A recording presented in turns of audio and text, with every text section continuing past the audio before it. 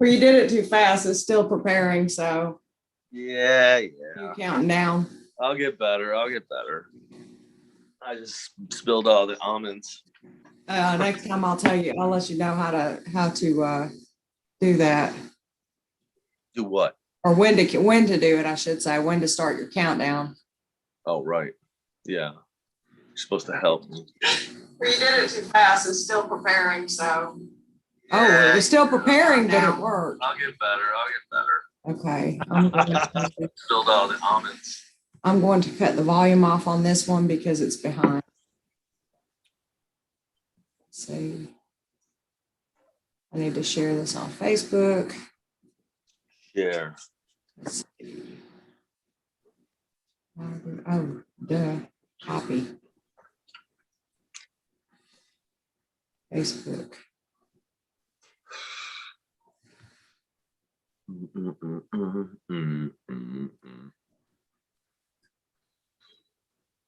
Stupid fish. Which one? All of them.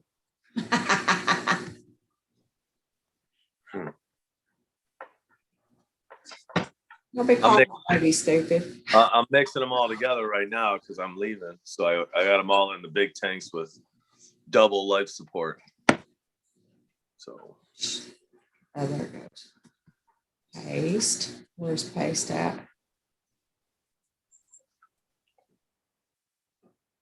What the heck?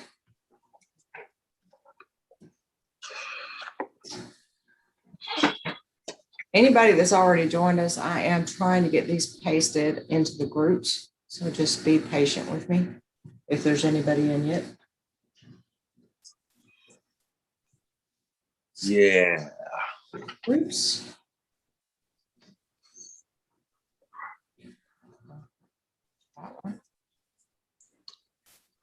I want to talk to you, but I don't want to disturb you while you're. Oh, you're not disturbing me. While you're doing technical support.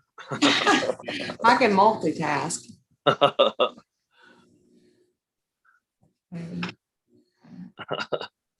Post. Let me see what this says when I post it. I haven't even looked at it. Oh,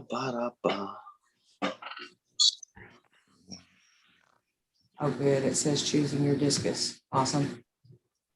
Choosing your discus. Maybe in here. Back to groups. Pete, if you're watching, do you want to share this in your group? That would save me at least one group. Thanks, Pete. Where is? I hope this is the right group. Yeah, it is.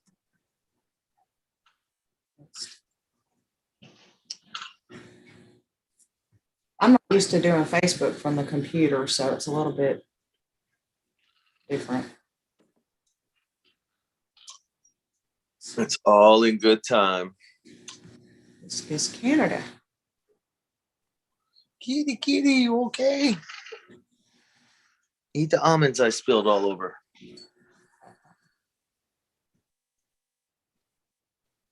There. I really got to teach you how to do this, Carrie. Yeah, okay. Sure, I'll be totally awesome. Anybody that's watching, just so y'all know, Mrs. Carrie has to come and help him get onto the live stream. That is right. Mrs. Carrie does everything. FedEx, airport to airport, import license, did all that stuff. Yes.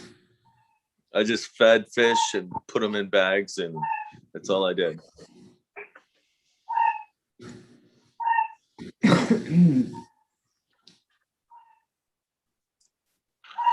Somebody in one of the groups asked me who Carrie was. Carrie is like the best breeder. Seriously. I'm one of the best. I just determined to do it right, do it good. It's a challenge to me. if that's in your heart and you have that in you, that you can accomplish the same. There are a lot of good people that have raised out some real nice discus. I just don't want to give up, and I keep doing it. So I've been around for a while, but yeah, that's kind of who I am in a nutshell. Hi guys, we got people in for sure. Hello, everyone. Flatfish fans, welcome. Francis, Kim Walker, hello. Pat. Hey, Kim. Pat really needs to be in the stream with us, but we'll be okay today. Dun, dun, dun, dun, dun.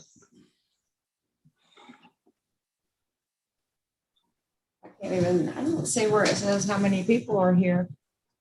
Hi guys. Hi. Hello, everyone. Thank you for joining. Yes. Oh, there it is. It says 9 people. We're so popular right now, Carrie. Yeah, this is rookie stuff for me right here, man. I like to post on forums and Facebook pages, and that's as far as I've ever went. People have said, "Oh, you need to write a book. You need to do this. You need to do that." It's like, yeah. So Tammy finally pushed me a little bit, and now I'm here. So let's do this. This was your idea. I just laughed you, and you said we need to be doing this. I know, right? I agree. You are right. I did. Yeah, insinuate that exactly. So no, I'm glad to do this. This is awesome. Yep. We need to get some more people in here. We got 12 now. So people are starting to show up. It's an avalanche. Anytime, Bob. Really. I mean, let me go and check another group real quick. I didn't do Discus 411911. If anybody's in that group, if you guys want to share the link in that group. I've got too many groups, so let's see. Yeah. And I'm incapable. That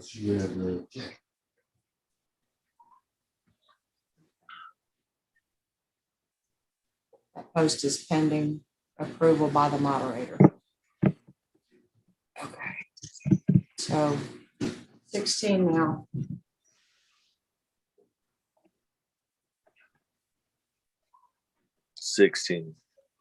We are growing. We managed to get up to 162 subscribers, which is not bad. Yeah, that's pretty good for two little one guy from Michigan and you from Alabama. Yeah. As to old people. Yeah. All right, guys, who wants to open up with a question before we even start? Because I don't see everybody saying hi and hi back, everybody. But who wants to open up with a question? Questions.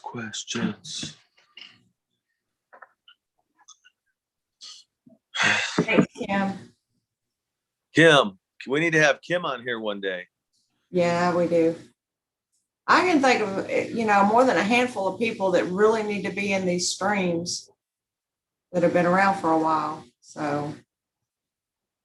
Yeah, Kim is an up and coming, already past that. She's just someone that has it in her heart, was determined to do it, and she did it, and been having great success. So good job, Kim.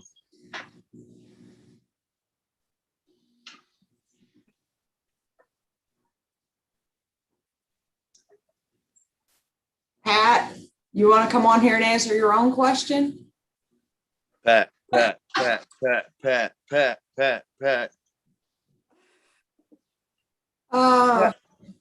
we need you.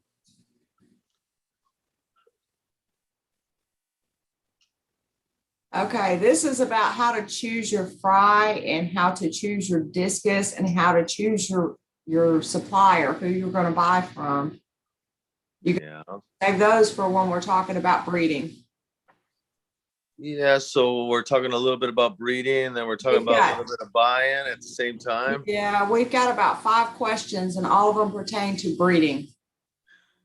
So yeah, so when breeding and selecting fry, when they're very small, a lot of the genetic defects, not only genetic defects, there's also birth defects that you're not going to be able to see when they're small. However, the first thing I do, move the fry, I get them into their own tank, give them lots of room, lots of space. From there, they're moved again to a bigger tank, but they're collected in a white bucket.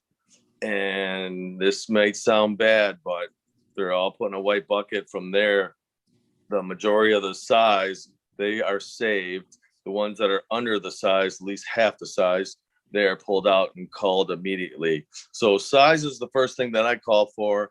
After you get a little up to like 2.5 inches, you can start noticing the birth defects, the genetic defects, short gill plates, funny shape, bad dorsal fins, chips, nicks in the eyes, short gill plates. There's so many different ones to look for. Missing pelvic fins, bent pelvic fins, bent spines. So it goes on and on from there. So as far as buying discus, whoever you're buying for, make sure they're a known seller. They've been around for a long time. I'm not going to say bad things about people that have only been doing it for 3 or 4 years, because some people are good at it and they have good connections and good suppliers and they have good ethics. So it's really hard to knock people, but do your own investigations, talk to people. There's so many knowledgeable people online to talk to. And if you're, not into that, get to know the guy you're going to buy from, the breeder, the importer, the exporter, whoever he may be. They should, relay emails back and forth. Tell them what you're looking for. Tell them you're online. You're part of the discus community, part of the hobby. You like to share pictures. You like to ask questions. Let these people know that you're from who you're buying from, that, you do post a lot. You do talk to a lot of the major crowd in the hobby. Tell them you want quality. You're looking for nice small eyes, nice good round shape, healthy fish that are have some body mass and weight to them. You don't want postage stamps, real thin fish with big eyes. Someone asked last week a great question. I can't remember who it was. They're like, how can you tell the age of your fish, your discus fish? And that's really hard unless you've been into it for a long time and you've raised fry from baby to adult. And once you've done that, is really the only way you'll be able to tell the age of fish. But I'll be honest, most fish are a little undersized. And, when they're imported in from Asia, they go through a lot. They're taken off food, they're selected, they're crowded in tanks, usually shipped off to a shipping company, and then shipped from there off food again for a week. And then, the supplier here in the US, he has to do the same. He has to quarantine them, take them off food before he ships them to you. So they do go through a lot. And they'll lose weight fast if they're not eating. But they can, if they're healthy from the start, they can handle a lot. So, it's really hard to answer that question, but was a good question last week. So I hope that kind of helps a little bit. Yeah, I think it will. The process for the quarantine, when you bring your fish in, our quarantine is a minimum of 6 weeks, depending on where they came from, if they have any issues, if they need medication, and that sort of thing. And I think, a lot of people go by Al's quarantine process. Some people don't. And I think a lot of people have different quarantine processes, but I think they all may be good processes. Right. Yeah, there are many ways to raise, breed, and keep discus. You just got to find out what's the easiest, the best, the cheapest, basically what works for you. Quarantine, yes, 6 weeks. What you're really quarantining for is external bacterial and external parasites. Most of the stuff that discus carry are internal, and you can deal with that later on. They're not life-threatening, like bacteria, external bacteria, and external protozoan parasites. So these are the things you're looking for at first. And you don't trust nobody. You should quarantine always. Someone could just be a little more dirtier than you and have a higher bacteria count, a higher bio load. In turn, them fish are immune with that, no problem. They look healthy. But then when they're mixed with yours, because you're keeping them super, super clean, nice and healthy, that bacteria in your tank is very low, even though it's present in everyone's water. And this is how this thing gets spread to other fish. So that's basically what you're looking for. That's the main quarantine, is that, separate nets. You don't want to put your hands in the tanks. You don't want bubbles popping from one tank, popping in another tank. They say high humidity fish rooms is also a way of spreading it. Things like that. You got to be really, really careful. Okay, Kim asked if the shipping can cause stunting. It can if the fish has not got a good immune system. It really can. Right, bouncing back after the move, and that's where you'll see the spiro and the hex come into play. Stress-related disease. Fish will go through this and go off food, not eat for weeks, sometimes months, and it just depends how fast and how knowledgeable people are and how fast they jump on it. But yeah, that's a big issue for sure. Yeah. If the bottom fins of a small discus are long. Pelvic fins, we're just going to say. Unfortunately, that didn't come out, I think, the way that she intended it to. Can it mean that the fish are older than you think they are? Usually an older fish has longer pelvic fins. They tend to be more bent up, and maybe you'll see double ends on them or even triple ends on them, and they can be a little bent up and old and flimsy. So yeah, I would agree with that. Yes. Yeah. Something I wanted to mention in the choosing process, when you go into your store that you've decided you want to get discus from, or you're considering, and I'm talking specifically discus sellers, because I don't recommend local fish stores for buying discus. But when you go in there, you walk through the aisle and you look at their fish. If their fish are hiding in the back, you don't want to buy them. If they're real skittish, you don't want to get them. And these guys, you can see, I'm not usually sitting here. So these guys are not scared at all. I'm over here waving my hand. They're not hiding. And that's the same with baby fish. You've seen, I've showed 2 of my tanks this week. I posted in the groups so that you could see how my babies react. That is how the fish at the fish store should be reacting to you. They shouldn't be hiding. They shouldn't be scared. They should be just very active in the store. If they're not, then I wouldn't buy them. Right. And being that you went out of your way to visit this place or visit this pet store or breeder, exporter, whoever it may be, and they went out of their way to have you there, then hey, let's add a little food to the tank and see what's happening. We brought that up in a talk, I think, last week, but nothing wrong with asking the guy to, offer a little food and looking at which ones are real aggressive eaters and picking from there. So another good tip right there.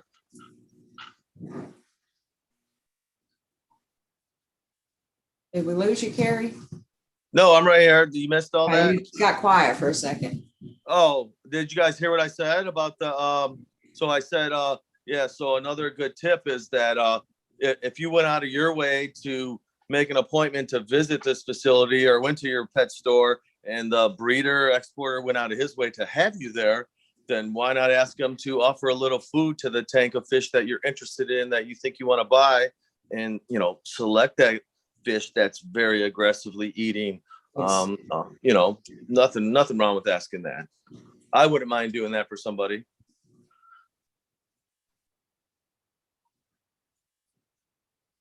Yeah. Am I still good? Sound check. 1 2 1 2. Yep. I hear you. I was just waiting for another question to come in. April Ross agreed with that as well. Not hanging together. I don't like to see them skittish. It bothers me when they're skittish. They shouldn't be skittish. Yeah, I agree. Something's not right. I agree with you, Kim. I'm right there with you, girl. Well, the good thing is Carrie can't see what you said, so I can just, kind of keep that. Hey, all I know is the girls are trying to take over. Tons of great women breeder going on right now. That's for sure. Kim, you are one of them. Oh my God.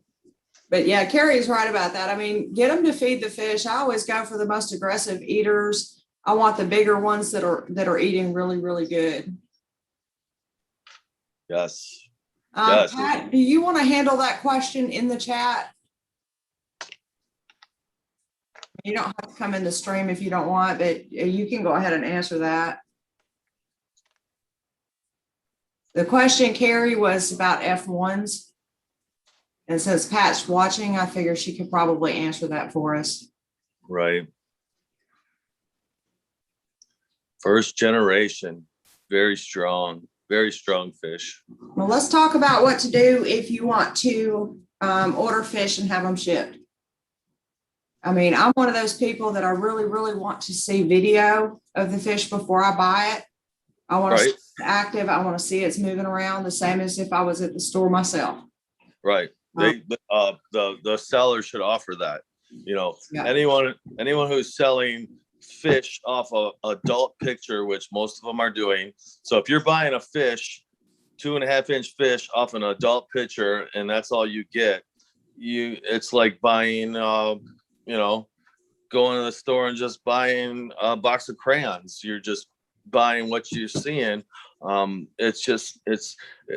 shouldn't do that. Any good breeder, seller, anybody who wants to really do right, they're going to offer you some video. They're going to offer you pictures of the actual fish they're selling you. It doesn't take that long, even though I hate that stuff. I hate doing all that. It doesn't take that long. It's real simple and easy to do. So yeah, that's how I would definitely go about it. Video, some pictures. I don't want to see this red turquoise 2-year-old male and telling me that's what I'm getting and that's the parents, and the picture's been on your website for 10 years. And it's come on, everyone, you guys got to do a little more hard work and a little more investigating to make this work. And you can make it work, and you can make your discus purchase much better for sure. Yeah, absolutely. Some of the work lies with you. You have to check and ask questions and ask other people. I mean, I see it all the time in the groups, who's a good supplier for this, or that. And, that's a very, very good outlet. I mean, you do have to be careful because some of the places that are recommended may not be where you want to order from. And I've seen it time again. Right. So again, I'm going to say, so there are a lot of new establishments out there, are only like 4 or 5 years in. So these guys are kind of learning and burning at the same time, but they're still trying. So you're going to get some bad flack on some people, and you might get some good flack about them as well. So you're kind of torn what to do. Again, definitely speak out, talk, send messages, see who's going to talk to you the most and who's going to reach out to you. And I say it's all about ethics. If someone doesn't have time for you and, they think you're wasting their time and you want to make a nice purchase, you should get what you're paying for. So, definitely, again, research is key, and communication, a lot of communication. Don't be scared to say, hey, I like to post pictures. I like to, again, you can be, you don't want to so much get on the phone, because I can get someone on the phone right now and just read how much you know, what you're about. So kind of stay off the phone. I like to talk on the phone, but it's easy to read people and know what they know what they're going to accept from me, as far as really good quality show fish, or they just want some, whatever fish that grow to 3 inches and they're happy with it. And unfortunately, a lot of that is what happens. And a lot of people really don't care about quality or about, really, really good fish. But, if that's what you're after, these are the things you need to do. You really need to ask lots of questions. That is key. Okay, here's a question that just came through on my messenger. Do you find some varieties of domestic discus don't mix with other discus, or is it a myth? Some say red discus don't mix well with other colors. So I'm gonna say that they're talking about breeding these fish. So we're talking about domestic lines that they want to. Well, they don't want to. These are just accidental crosses where male and female pair up. The fish want to breed, lay eggs, and have babies. So yeah, so a lot of colors do not mix.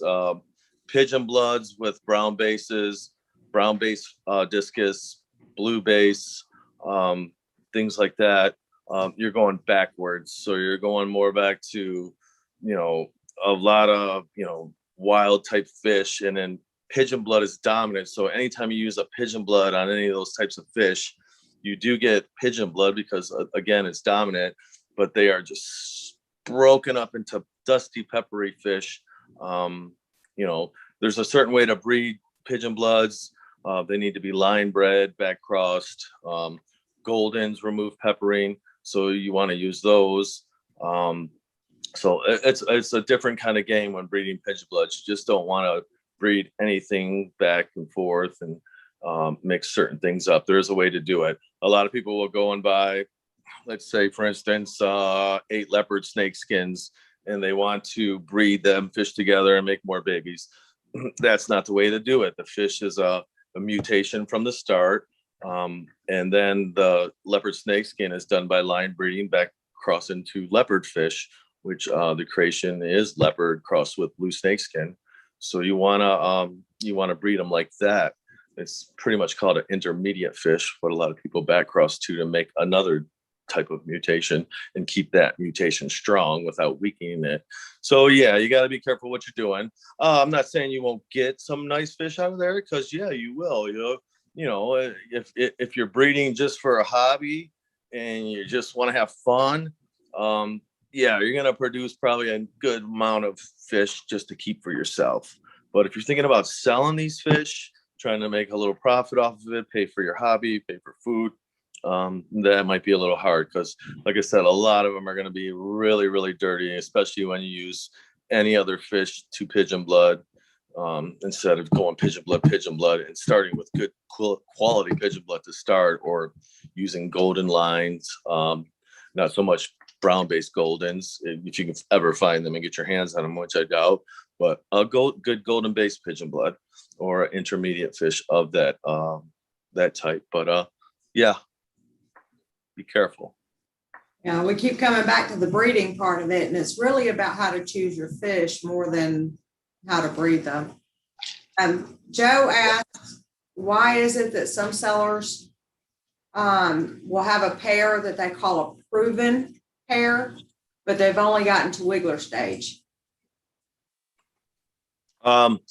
So again, that's a big fight in the discus community with a lot of guys, and the guys that want to sell those proven pairs, which produce wigglers but don't raise fry, will always argue with you. So it's kind of turned into confirmed proven breeding pair, meaning they raise fry, they go through all the stages, and they will raise fry.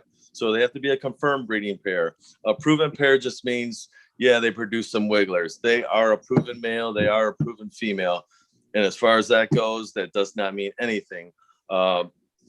I don't want to say numbers here, but I'm going to say 50% of those fish that are proven pairs will probably never raise fry.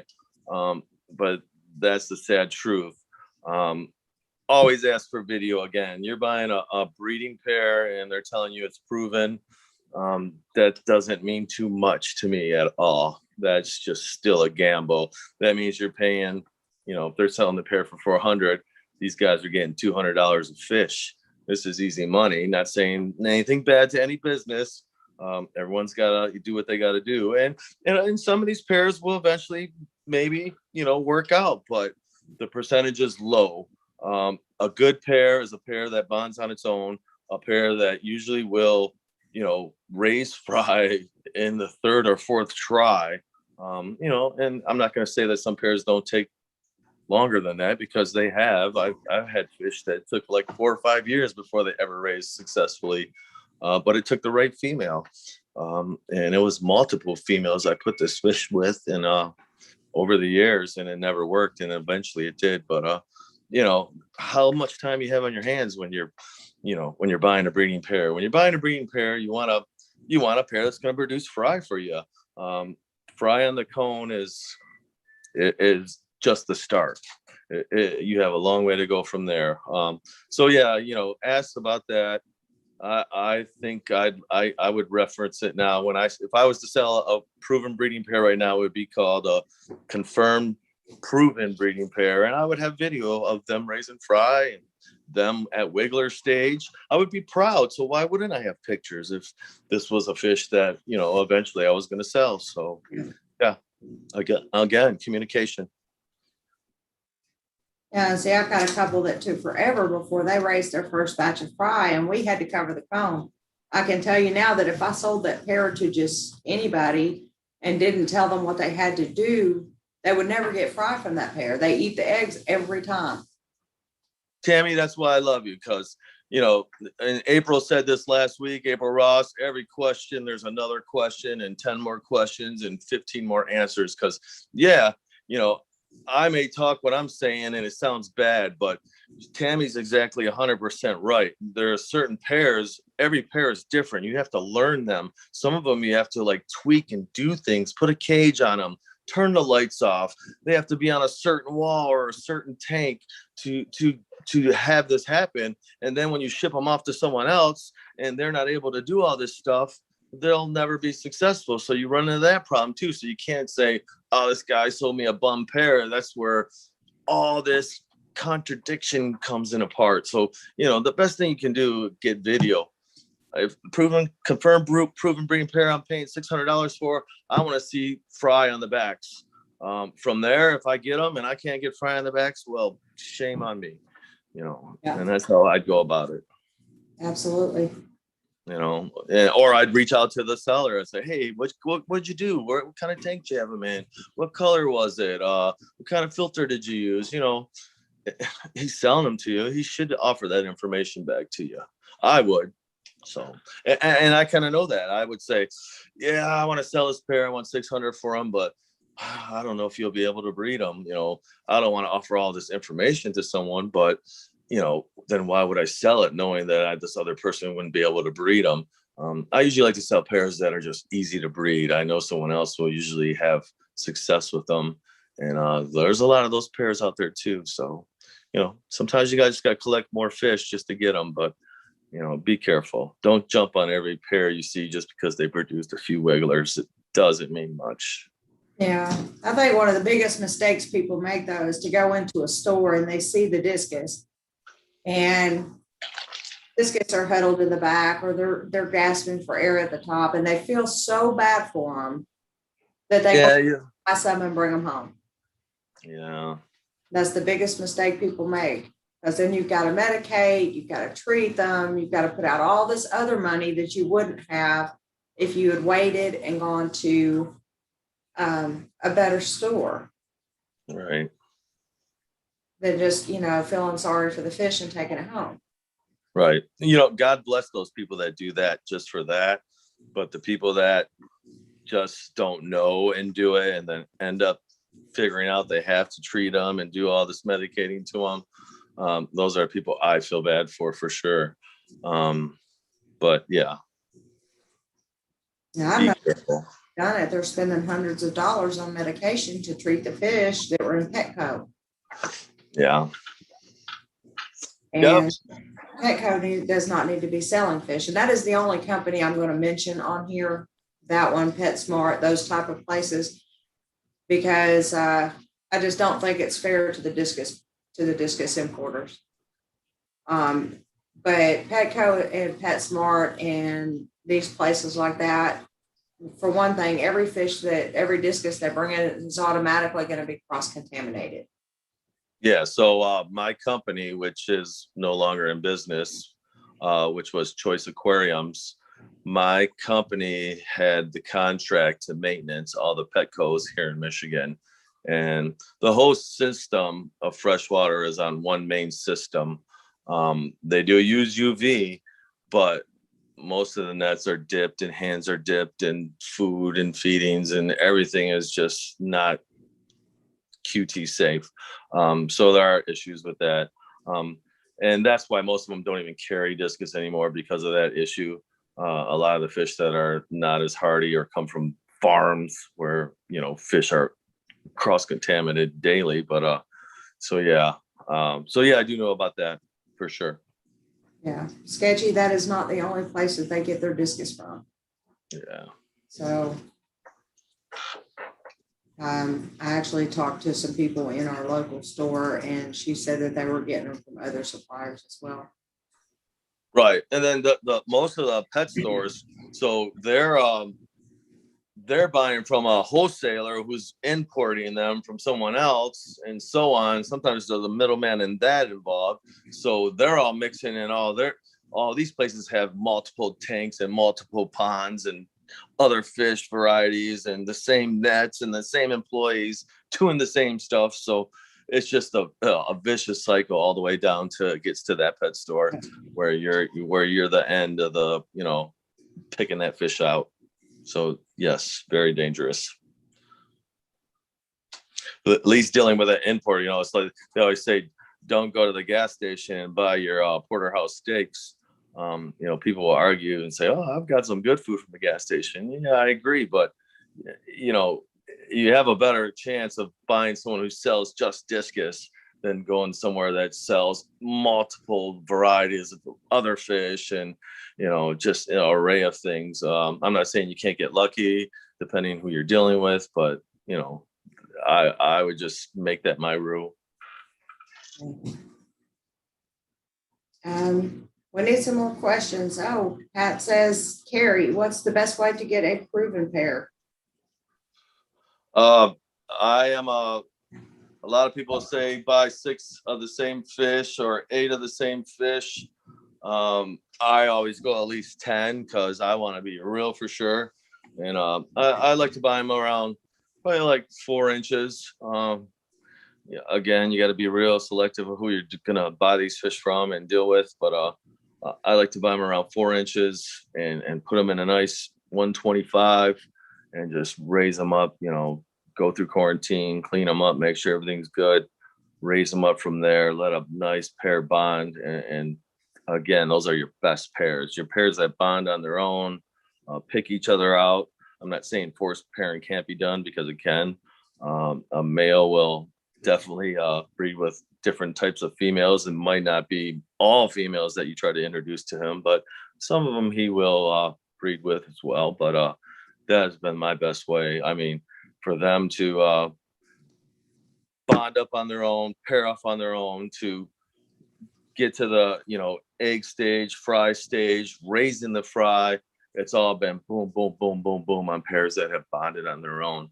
But that's what I like to do is get a nice group of, you know, what I plan to breed. I know I mentioned earlier about breeding domestics and certain types. You know, if you're going to breed, you want to breed leopard snake skins. Well, don't buy all leopard snake skins. Get some leopards, get some leopard snake skins. And if you're doing goldens, get some goldens too, and try to get those pairs to, you know, get a little cross going on. And if you're planning on breeding, maybe say blue diamonds, and you want to just breed blue diamonds, well, then, you know, try to get a group of nice ones from someone over here and someone over there, and try to get 2 different lines. That's a little complicated these days because a lot of the exporters deal with the same people, and you kind of end up getting the same fish anyways. But you know, these are things you can do, just like German fish. Get them from Hans, and you know, get some Asian ones and some German ones, and try to cross them. In my mind, they be G1s, generation 1. They'd be a new generation. They're from 2 different sources. So that's the one thing I would do, and that's what I like to do. So definitely let them pair off on their own. Get a group. Sketchy, you're going to enjoy those. What size are you getting? Sketchy Online is getting fish from Hans on Tuesday. Nice. All right. What size? Hopefully some nice ones. Yeah, I hope so.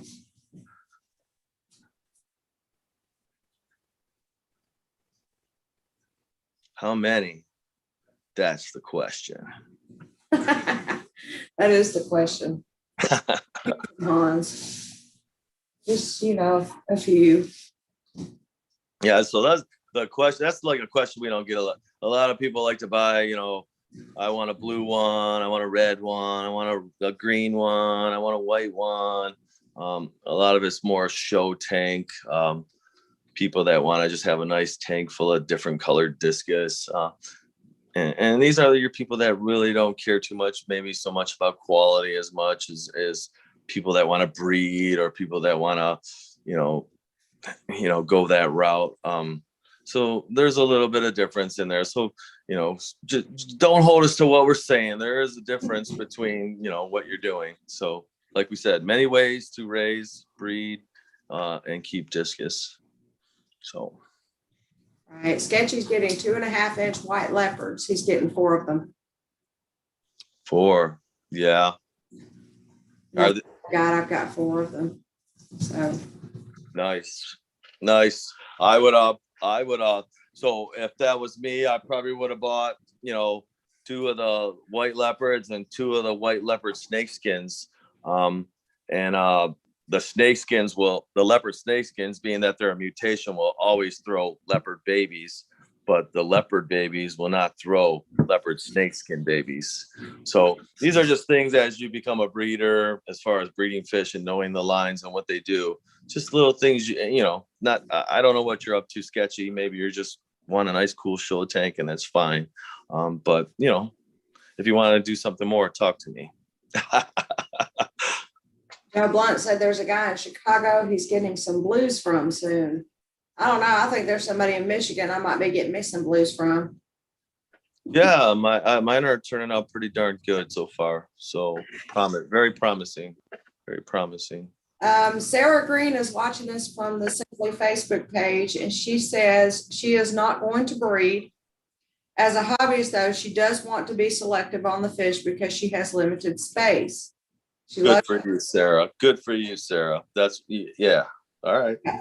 But none of them are going to get to the 8-inch size. Any tips on selecting a fish that can reach that potential? I missed the potential. What was she looking for? She wants to have some that can have the potential for 8 inches. 8 inches. And she wants to buy them at 2.5? She doesn't say how big she wants to buy them at. Well, it sounds like she might be saying that because she's looking to buy fish that have potential to reach a big size. Pawowski, Andrew Pawowski, if you can get some of those fish, could be a gamble though. Hans fish grow very, very big. Yes, they do. Jeffrey Moy, some of the lines he gets grow very, very big. Golden Gate, they get some real nice fish from non-discus that grow very big. But you don't want to get into you don't want to put, a strain on yourself, because again, you're buying smaller fish. You are going to have a pecking order. Certain strains could be a little weaker than others. You'll hear people say, "Oh, albinos are weak. Albinos are weak." Well, some people you'll hear albinos are beating every fish in the tank up. So it's not so much that, but at the same time, you should look more. Yeah, albinos are probably more so weaker. A lot of the newer varieties are a little bit weaker, but there's always an exception for that. So going about it that way, yeah, it could be, you're not going to get all those size fish. If you're expecting to end up with buying 8 fish and getting 7 fish that hit 8 inch, you might only end up with 1 or 2.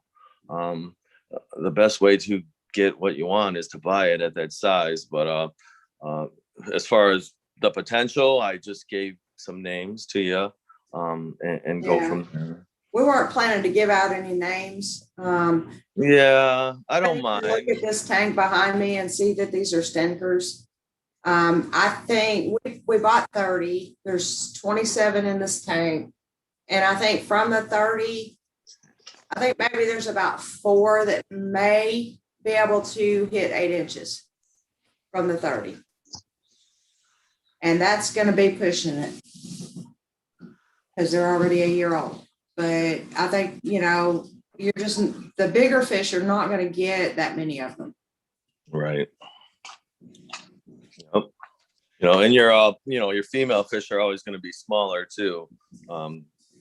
Don't quote me because you will get bigger females here and there. But for the most part, usually your females are a little smaller than your males. So Harry, where'd you go? Am I here? Hello. Okay, you're showing up on here, but you were not showing up on the live stream, but now you are, I think. Am I back? Can you hear me? Yeah, you're back. You were, okay. I could hear you. I think everybody could hear you. We couldn't see you. Okay, yeah, someone called me and I had to disconnect them. But so what I did say was another thing to consider is your female fish will be a lot smaller than your males usually. Occasionally you do end up with giant females here and there. So that does happen, but for the most part, they are a lot smaller than your males. So if you're looking for 8-inch fish, that's kind of pushing it. I would be happy to say that most of the fish you pick up, you would probably get more around 6 or 7 inch.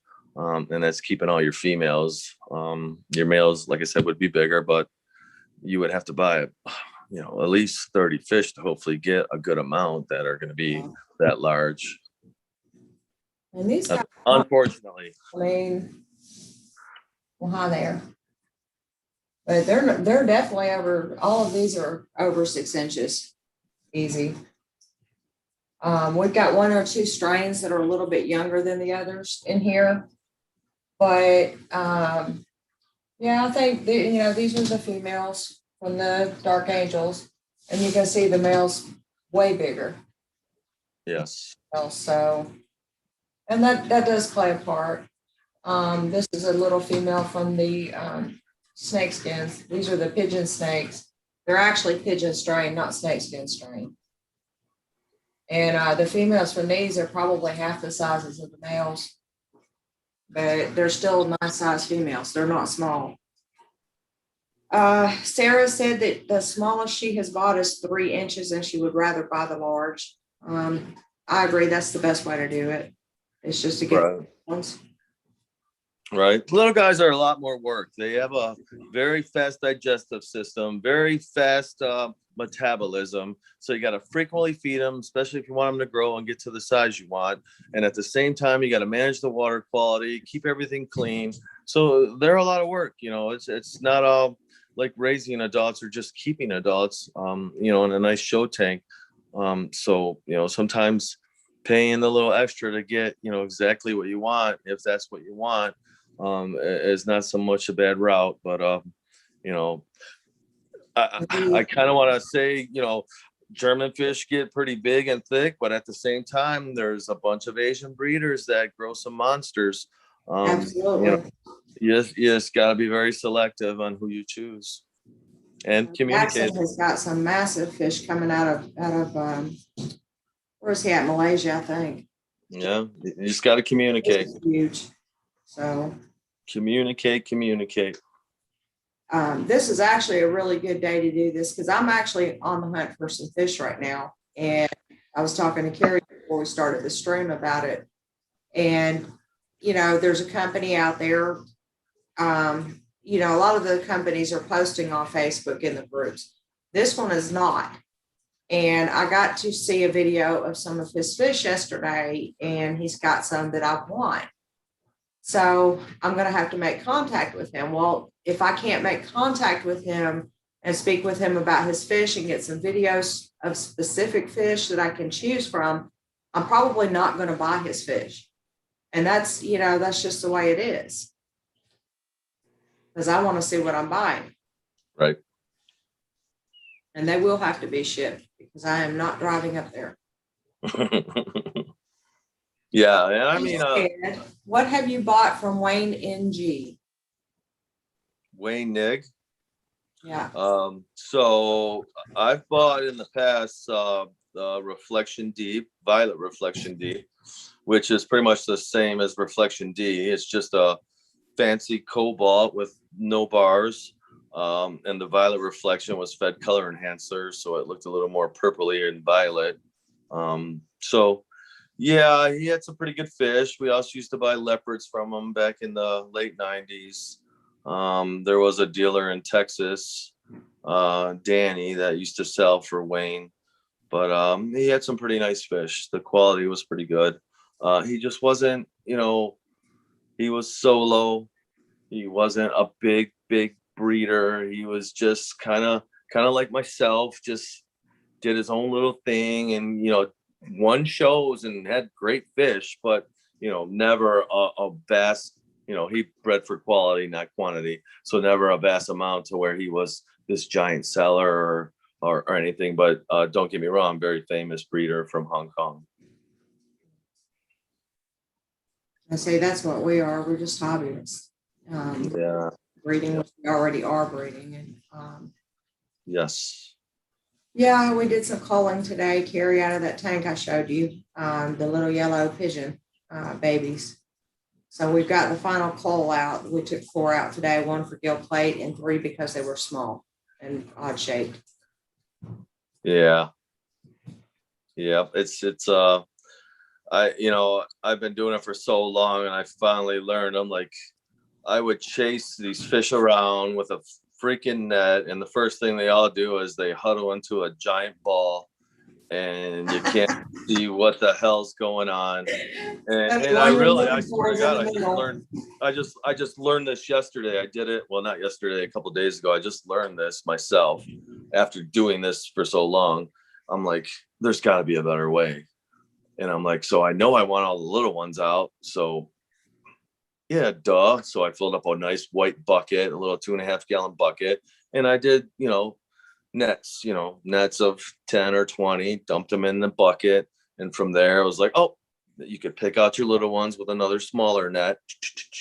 Right from there, I know I wanted to get rid of most of those. And that's what I did. So yeah, that's what I learned this week. Instead of saying the F word and chasing them around with this giant shamu net. I'd like to see that actually, but yeah. Trying to choose that one, that batch was small. They're new breeders. That was their first batch. Right. So the batch ended up being small. But we've still got, I don't know, 8 or so really nice babies from them.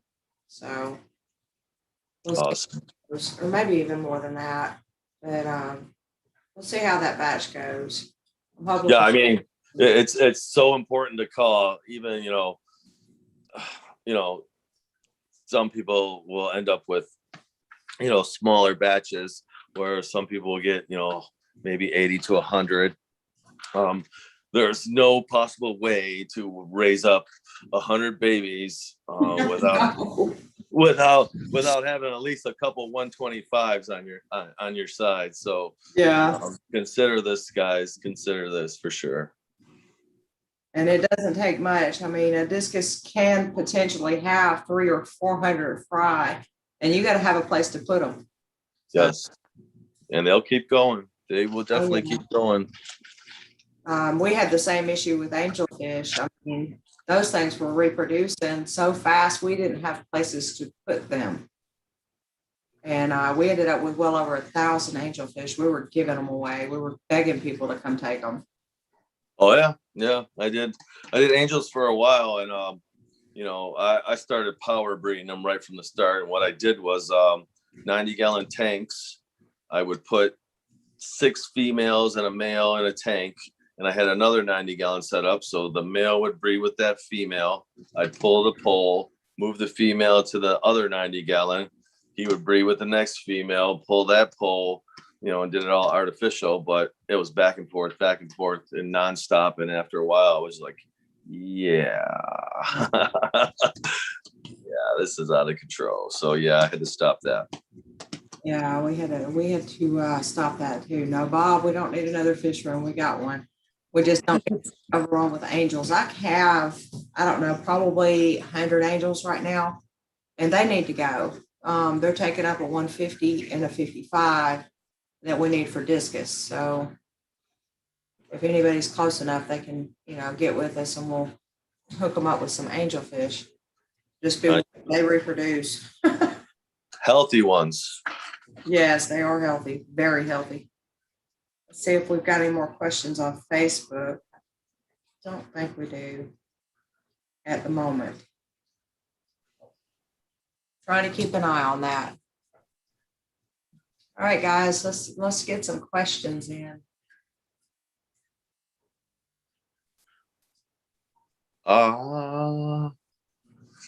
Yeah. Yeah, Bob, you do need another one. And Connie said you need another one. So you need to take advantage of that. Smoke break. Yeah, Martin, I love small batches too. Nothing wrong with small batches. Yeah. Nothing wrong with it. I may end up with just a few fry, but I mean, I don't mind that. No, that was my point too. So, people that are greedy to get those nice 80, spawns like myself, it's hard to raise all them up, man, without splitting them up and having the tank room. You get a nice small batch of 20, man, you do such a good job on them that, they'll be better than the parents, just because you put all your time into them. So yeah, nothing wrong with small batches. Okay, this question is going to be from Pat. If you breed a couple, a pair, and let's say it's a full outcross, they're not related, and you raise a group of the F1s from the parents, how many generations can you breed the siblings to each other? Oh, at least 10 generations. Easily. Dave, the answer to that is yes. Go ahead, Carrie. Yeah, I would say at least 10 generations you could go easily. In my rookie days, I bred red turquoise just over and over and over and over for so long. It was just remarkable.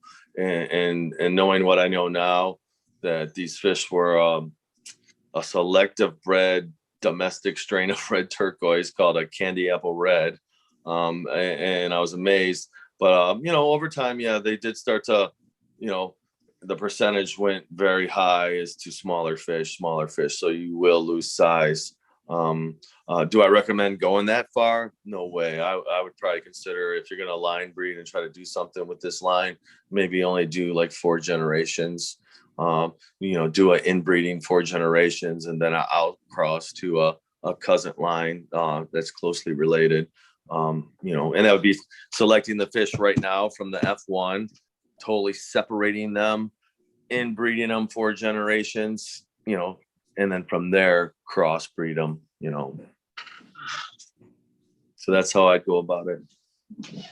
Dave Mathis, and that was what I interrupted you for. I felt like I'm at a party and I had just turned around to answer somebody's question real quick. But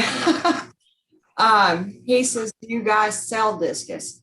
We do, but Carrie has a lot more available than I do. We're raising our fry at the moment, but I know at some point we will probably have to sell some. You can answer too. Yeah, I'll have a lot more stuff going on here probably though in a couple months.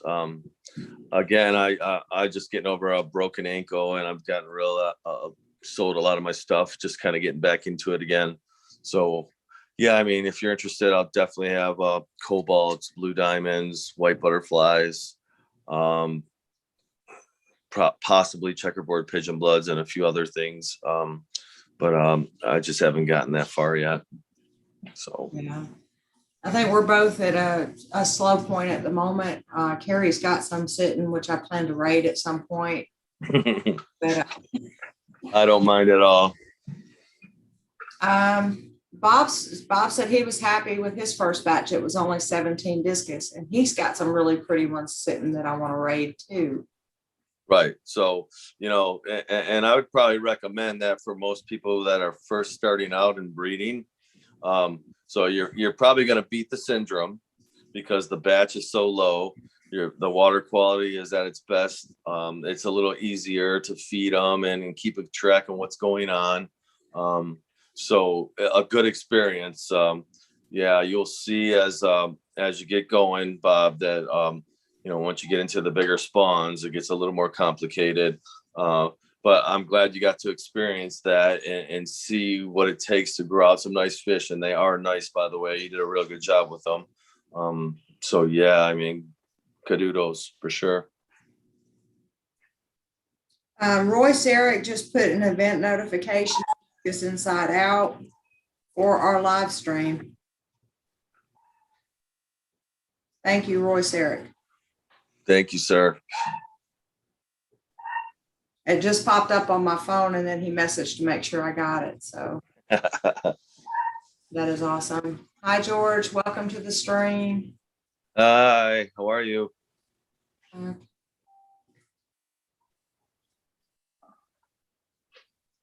Martin Sierra wants to know which Stenker strains are pigeons. And that's a good question, because they have the pigeon blood snake skin, and it is a pigeon. It is not a snake skin. They have the leopard snake skin. The white leopard snake skin is not a snake skin. It is a pigeon. The dark angels are pigeon blood. Yes. Checkerboard, red pigeon, blue pigeon. The blue diamonds are non-pigeon blood. Right. And a lot of people don't realize that, because they are barless. They are not pigeon blood. They should not be bred with pigeons. Sorry, Roy's messaging me again. Some of the names of the strains are a little bit confusing. And one of the ways that I found to tell if it's a pigeon or non-pigeon is a non-pigeon has a bar in the eye in most cases. And I think that's a good indicator. I was trying to see the blue diamonds to see if they have the bar, but I don't think they do. Do they, Carrie? You'll see occasional ones with a slight bar through the eye. It might not be a perfect bar, but it'll be. Yeah, they do actually. Here they. No, this one has a bar and this one doesn't. So that was what I was kind of looking for. But that seems to be a good indicator for me. If it has a bar in the eye, then it's probably a non-pigeon. Yeah, you just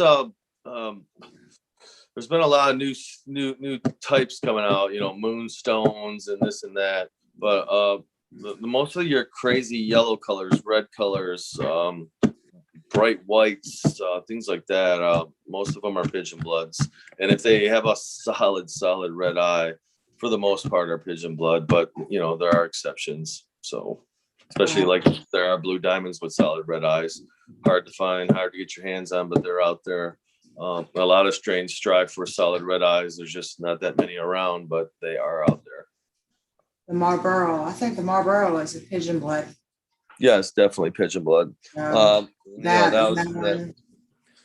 a creation from Thailand, from Kitty. That was his favorite cigarette he smoked, Marlboro, and he was the creator of that line. He was actually disqualified when he put it in the Aquarama show in Singapore, but like 10 days later, they called him up and gave it back to him because they thought the fish was hormone, but come to find out, it was just a mutation, and that was the first one. So Marlboro Red. Okay, Joe Blunt wants to know how much blackworm are you feeding your fry each day? Are you just throwing it in the tank, or are you measuring it at each feeding? No measurement at all. They're too small to overeat. Plus, I keep my temp at 82 Fahrenheit, so there's no way they could eat too many to actually rot inside their stomach. They pretty much have to break them apart at this size. So while I'm around on the weekends, they are getting primary flake as well, and they're also getting freeze-dried blackworms, and they're getting shaved bloodworms. But when I go to work Monday through Friday, I just throw a nice big handful where, I come home 8-9 hours later, though there's still worms in the bottom of the tank. All the fish are still fat, puffing like crazy because they're so full. And that's kind of how I go about it. And that's kind of more or less why I use the blackworms.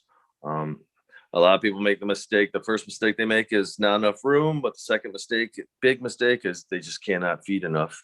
That's very important when raising fry. Susan Mortensen is looking for advice on feeding. She said that her discus maker thinks she's starving them. Your discus are in the process of training you.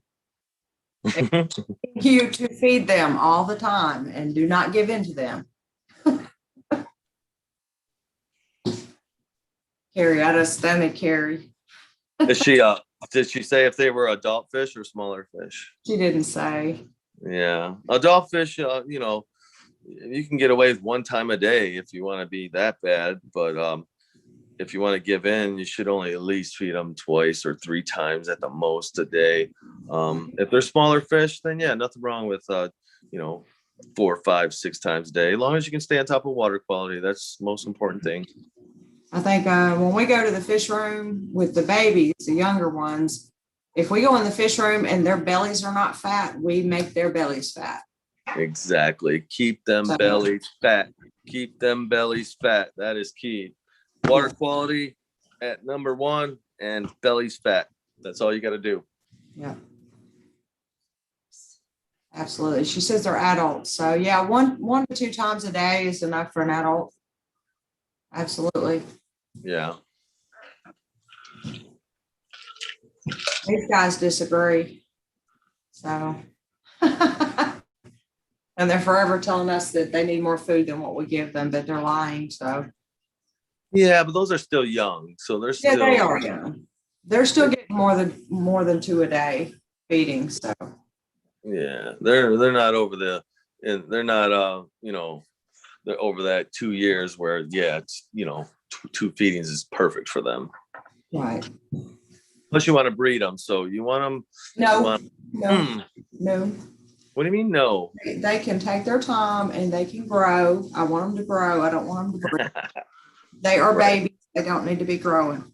All right, we'll keep They feeding need to them. be breeding. They need to be growing. Keep feeding them then. Yes. Although they do get a lot of protein about once a week from that couple over there. Oh, yeah. So they get to eat those eggs, and that's a lot of protein for them. Poached eggs. How much water should I change with eggs on the cone or with no eggs on the cone? So if you're breeding discus and you're wanting to breed discus, you should have yourself prepared where you have eggs on the cone that you're not needing to change any water. So you kind of want to be set up for this process. And from there, not changing water until, the fry are actually attached to the parents really well. And that's how most people do it. Again, every pair is different. Most don't go for it, but some pairs, you can get in there and change the water, do whatever you want, and they don't care. But for the most part, you kind of want to be kind of prepared and ahead of the game. Breeding pairs that don't have eggs on the cone, I'm usually every other day, every 3 days, depending what's going on. So that's kind of how I go about it as well. Okay. What do you guys do in case of power outages of 5 hours or less? I immediately panic and run to the garage and get my generator. That's what I was thinking. If it's more than like 10 minutes, we're getting ready to fire the generator up. Yes. Early bird gets the worm. So whatever you can do fast as possible. Usually if yours went out, everyone else's went out. Run to the store before everyone already rents them all out. If you don't own one, that's the smartest thing to do. React immediately. We had a threat of ice storm a few weeks ago, and I know a lot of you probably were affected by that. And we did not have our generator hooked up, so it took us a full day to get it hooked up to the fish room. And keep in mind, we do not have one hooked up to the house, but we do have one hooked up to the fish room. So we had actually planned to move into the fish room should our power go out. Right.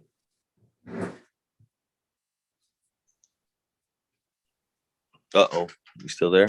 Yeah, I'm reading the question. Moderate 5 to 24 hours and long more than 24 hours. Yeah, I have a generator. We have generators that we use. I think more and more people that have the fish rooms are getting the generators to hook up to their fish rooms. Yeah, I mean, as far as some hacks you could do, there's you can get cordless drill with a paddle bit, get that in top of your tank, running. That'll help. Blowing up inner tubes, hooking an airline to it, releasing it into your tank. There's a lot of different hacks. You can do a siphon effect with a couple buckets to get some air movement going and some flow. So there's a lot of different hacks. Battery operated pumps, they do make them. Nothing wrong with having one. They're $35. Have one on hand. They do a real good job in case of emergency. So the key is being prepared. Yeah. Dan asked about how much baby brine shrimp to feed 3-day-old fry. I would do like maybe a milliliter, just a little small amount. And if you don't see them coming off the parents, don't give it any more that day. Wait until the next day. Yeah. Yeah, I'd agree on that. You got to be really careful with that stuff. You don't want to overfeed it. Some fry will overfeed on it and die. But you got to be real careful. You want them to, eat it, but the first time you introduce it, they're not going to really take to it too well. So you want to just give it real lightly for the first couple of days, even on the third day, real lightly. Once you notice that pink belly and they're getting nice and fat, again, you still need to judge what you're feeding, but you can get a little more aggressive with it. Like, I wouldn't say feed more heavily. I would say feed it more frequently in light amounts, and that'll keep you on the safe side.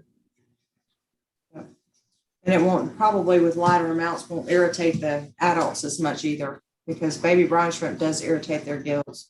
Yeah, you get so much in there where it's just going through their gills. It's like sandpaper going through their gill filaments, especially when you overfeed it. There's been times I get lazy and I've done it, and I just watch, and I feel so bad that I actually have to do a water change to get some of it out. But these are the things that make you good at what you're doing when you're raising fry. Hey, you can just walk away and say, oh well, let them deal with it, or you can do something about it. Yeah, absolutely. Okay, what do you think, Carrie, about breeders who do not take proper care of their fry? Another big problem. I would those would be those pairs that I would try to work, especially if I'm limited to that type of pair.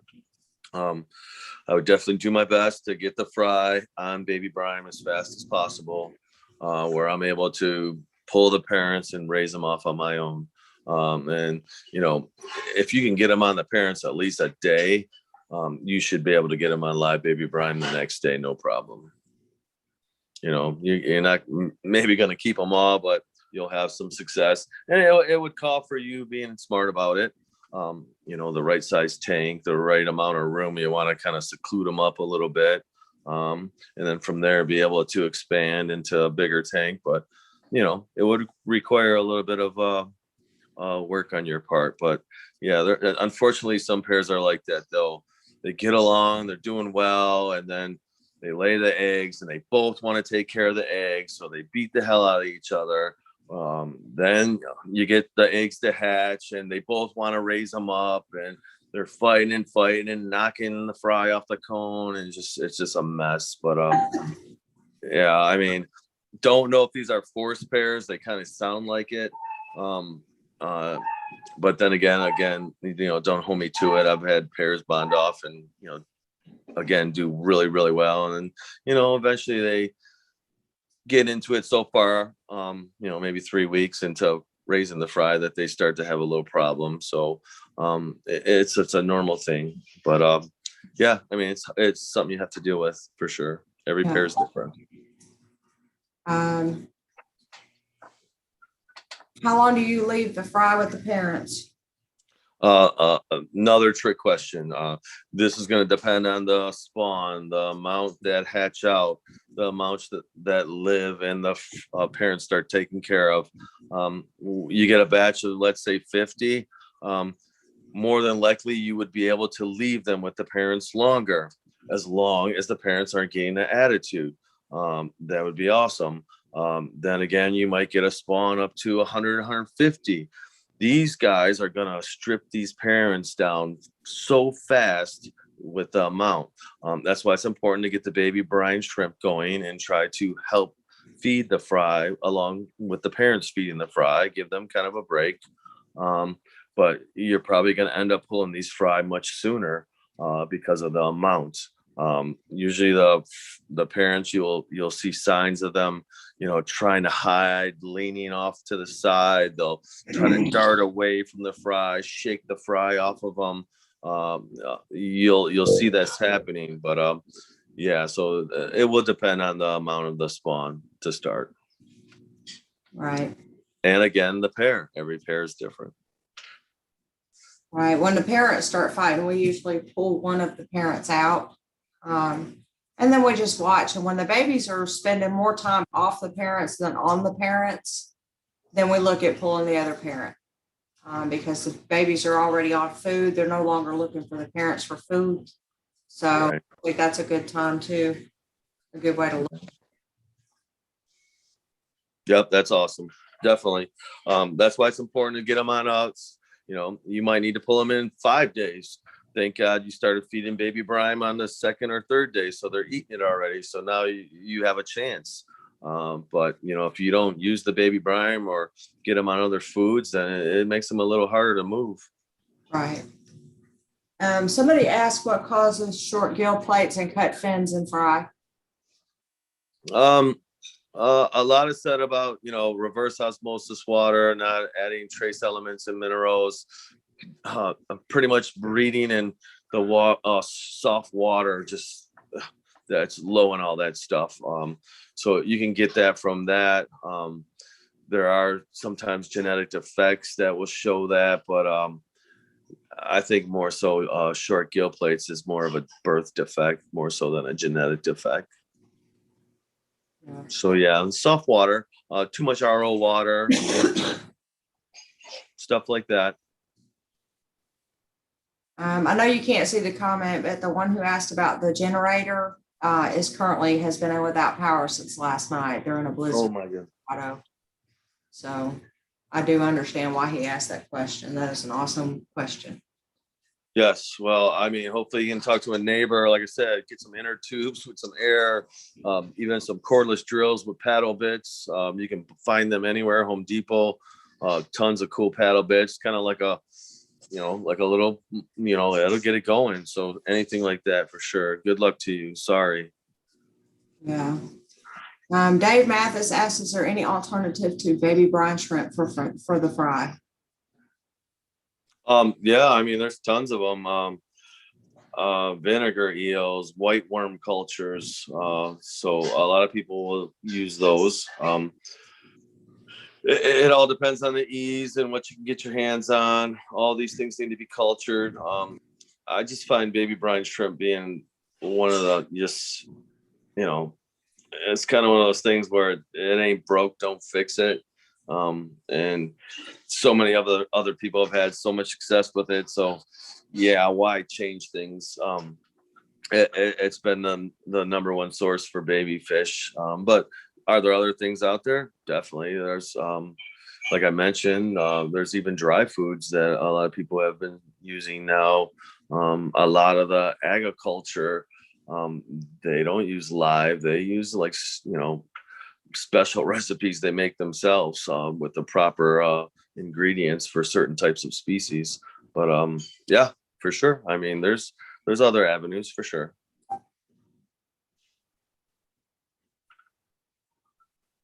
This question.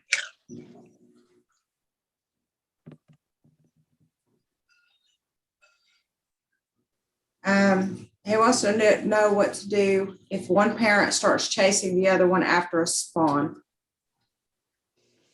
Yeah, it's time to move them. it's time to move somebody. Mm-hmm.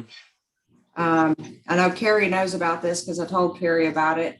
I've got a female, and she's a small female. And I mean, she's really small. She's probably like 5 inches, 5.5.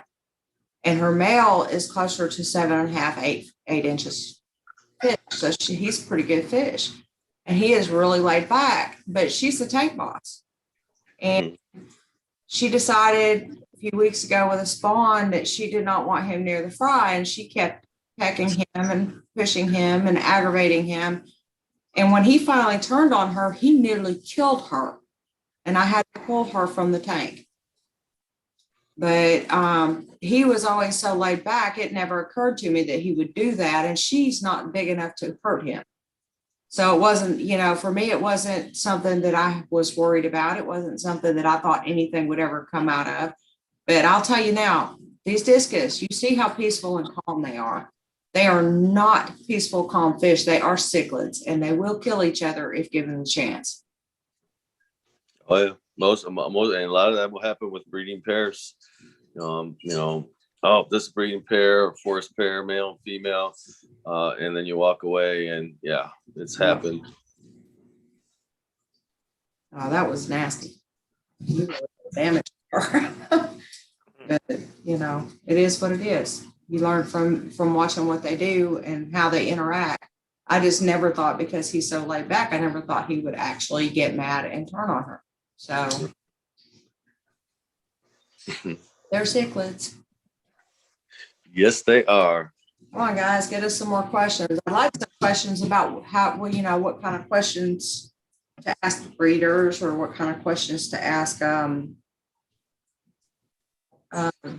That's what we need to talk about, Carrie, is if you've got, let's say you live in an area and Joe Schmo down the street is breeding discus and you're interested in buying some, what do you ask this home breeder, this hobbyist, about how he does things? What are the good questions to ask?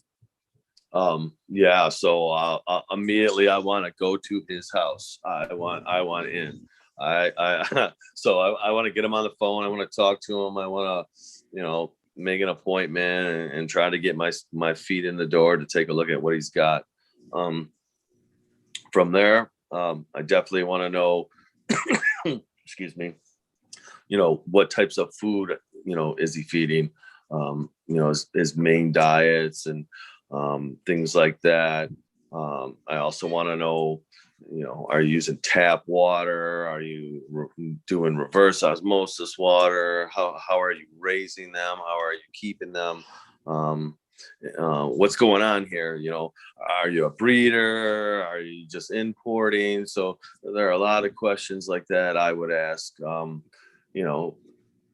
Sometimes you got to be careful. Some people get offended on certain things, but there's nothing wrong with asking, are you breeding these fish, or are you just bringing them in to resale? And most people don't have a problem being honest and let you know. But definitely want to know all that stuff. How long have you had them? Again, do you mind giving them a little food? I'm thinking about buying a couple of those. I would like to see them eat. I want to see, and that's how I'd go about it for sure. And the same thing applies with a home breeder as applies to a store. If you go in and those fish are huddled in the back, I would be leery of it. If they're gasping for air, I would say something about it, but I wouldn't buy the fish. And don't buy them because you feel sorry for them. When you buy them because you feel sorry for them, guess what they're going to do? They're going to sell out because everybody felt sorry, and then they're going to breed that fish again. Mm-hmm.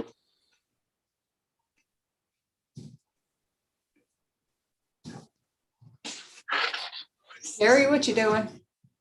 I'm still here, I think. Hello.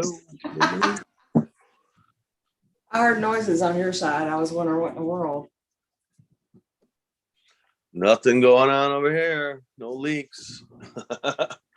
Okay, Dave Mathis asks, what should you do if a breeder sends you a proven breeding pair, but both fish lay eggs and are female? Is it okay to ask for a refund? Definitely. I'd be totally upset. I would definitely ask for a refund, or I would ask for some type of justice. So there's that way of going about it. Be professional about it. See how far you get with it. You know, and then from there, yeah, unfortunately, I might not handle it that well and go professionally. I might just right away go and burn the bridge, which is probably not the best way to go about it. But I would definitely ask for a refund. That's insane. That's, you know, and depending on what you paid for it, it man, that's tight. That's pretty tight. I would definitely be upset. Yes. I would too. I mean, there's, you know, you can't do that. You can't say, oh, I've got this proven pair and then send somebody two females. You don't do that. That's so professional. It's not even funny. Yeah. So, you know, not saying it's your fault for getting the two females, but there again, you go, I want a breeding pair. And that's what some of these guys do. So yeah, I have breeding pairs. I have confirmed or proven breeding pairs, and then I have confirmed proven breeding pairs. So this breeding pair is no more than just two fish that hang out together and look like they get along, and they just won't separate. So that's what they're selling as a breeding pair. But you know, again, if you paid $400 for them, now you're up to $200 a fish. And are each fish worth that? Probably not. You know, depending on where you got them from. But you know, I would definitely be upset. I would ask for a refund. I would even take it to the forum, because that's what I do. You know, I know it's you know, it might look bad on your part for, like, again, not asking all these questions and getting video of this pair. But then again, you know, what do you? It's two females. Point in case. So. No, just laying eggs is not a proven. I mean, I'm gonna carry on that. I think that if they lay eggs and get to wiggler stage, you know, I call that, you know, proven fertile. They're proven to be fertile. That doesn't mean that they're confirmed that they'll grow fry or have fry on their back, but they are fertile. Right. So, you know, you can say proven or you can say confirmed, but if somebody's selling a proven pair, you expect fry on the back. I mean, in my opinion. Yes. Yeah, and, you know, again, if they have accomplished this goal and now they want to sell this fish, well, show me the money. You had to have taken pictures. I mean, every pair I've produced fry from, I have pictures of it. Why wouldn't I take pictures of it? Down the road, I know I'm going to sell it, or maybe, you know, offer it as a you know, for a nada or whatever, you know, but I always have pictures of it. You know, that's just, you know, these guys are bringing in fish in, putting them all together. They get a couple fish that hang out together. One of them laid eggs, and now we're gonna sell them for double as a pair. Yeah, I wouldn't. A lot of people do that, and a lot of that falls into part where a lot of people think discus are like angelfish and other fish. Like breeding guppies and tetras and, you know, angels. It's not the same ball game at all with discus. It's just a total different ball game. Yeah, it is. If it wasn't, I would have thousands of discus right now. Yeah, I mean, that's what a lot of these guys prey on, that because people jump in every day. Oh, I'm gonna breed some couple pairs of discus and make me some money, and that's what they're thinking on their way in, and you know, and that's what happens a lot. I'm going to give you this question, and I'm going to step away for just a second. Very good. McCallum asked, what might be some causes for discus to be hiding or skittish when you were going to buy them from someone? So it could be a case of high nitrates. It could be a case of the breeder just went inside this tank and you know, did a massive cleaning or moved the fish to this tank recently, just moved, or you know, a heavy cleaning was done. It could be that the fish are maybe not feeling well, could be a little sick, could be a bad tank, bad lighting, a lot of reflection, a lot of traffic, So there's a lot of different things that can cause that. So you have to look into all that before you decide on what the issue is. But most fish in like a retail shop, let's say, even my place, if you come to my place and you come up to the tank, the fish should run up to the tank. They shouldn't be hiding from you. I do have a couple tanks where you come around the corner and the fish are like, but once you stop and look at them, they come back to you. So definitely there's an issue. Something's going on. It could be a multiple of different things. It could be just one of those things that I mentioned. So yeah, process of elimination from there. Okay. I've got another question.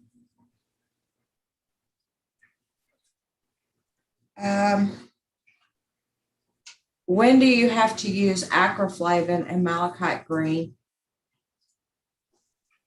I would never use them together. Ever, never. Acroflavin at all. Yeah. I don't even have Acroflavin in the house. Malachite green, we really don't use that either. I mean, that's really your ick medications. And if you're keeping your temperatures of your tank high enough, you shouldn't have that issue anyway. Yeah, most of your protozoan parasites are very heat sensitive, where again, discus fish are not like other fish. So you can manage your temperatures up to 93 Fahrenheit and pretty much eradicate ick and most of the other protozoans, velvet and Sildenella and Bruchinella, and there's other ones. But yeah, just by doing that without medications, even adding some salt to change the osmosis pressure in the water.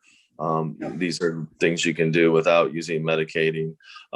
Malachite green is in the Riddick Plus. So Malachite green is not only used for parasites, that's what it was invented for. It's a chemical, that man-made synthetic chemical that kills parasites, but it's also an antibacterial, antifungal agent. So it works on that as well. And that's why it's in the Riddick Plus, and that's why you'll see a lot of people use it for cross-contamination. That and the formalin.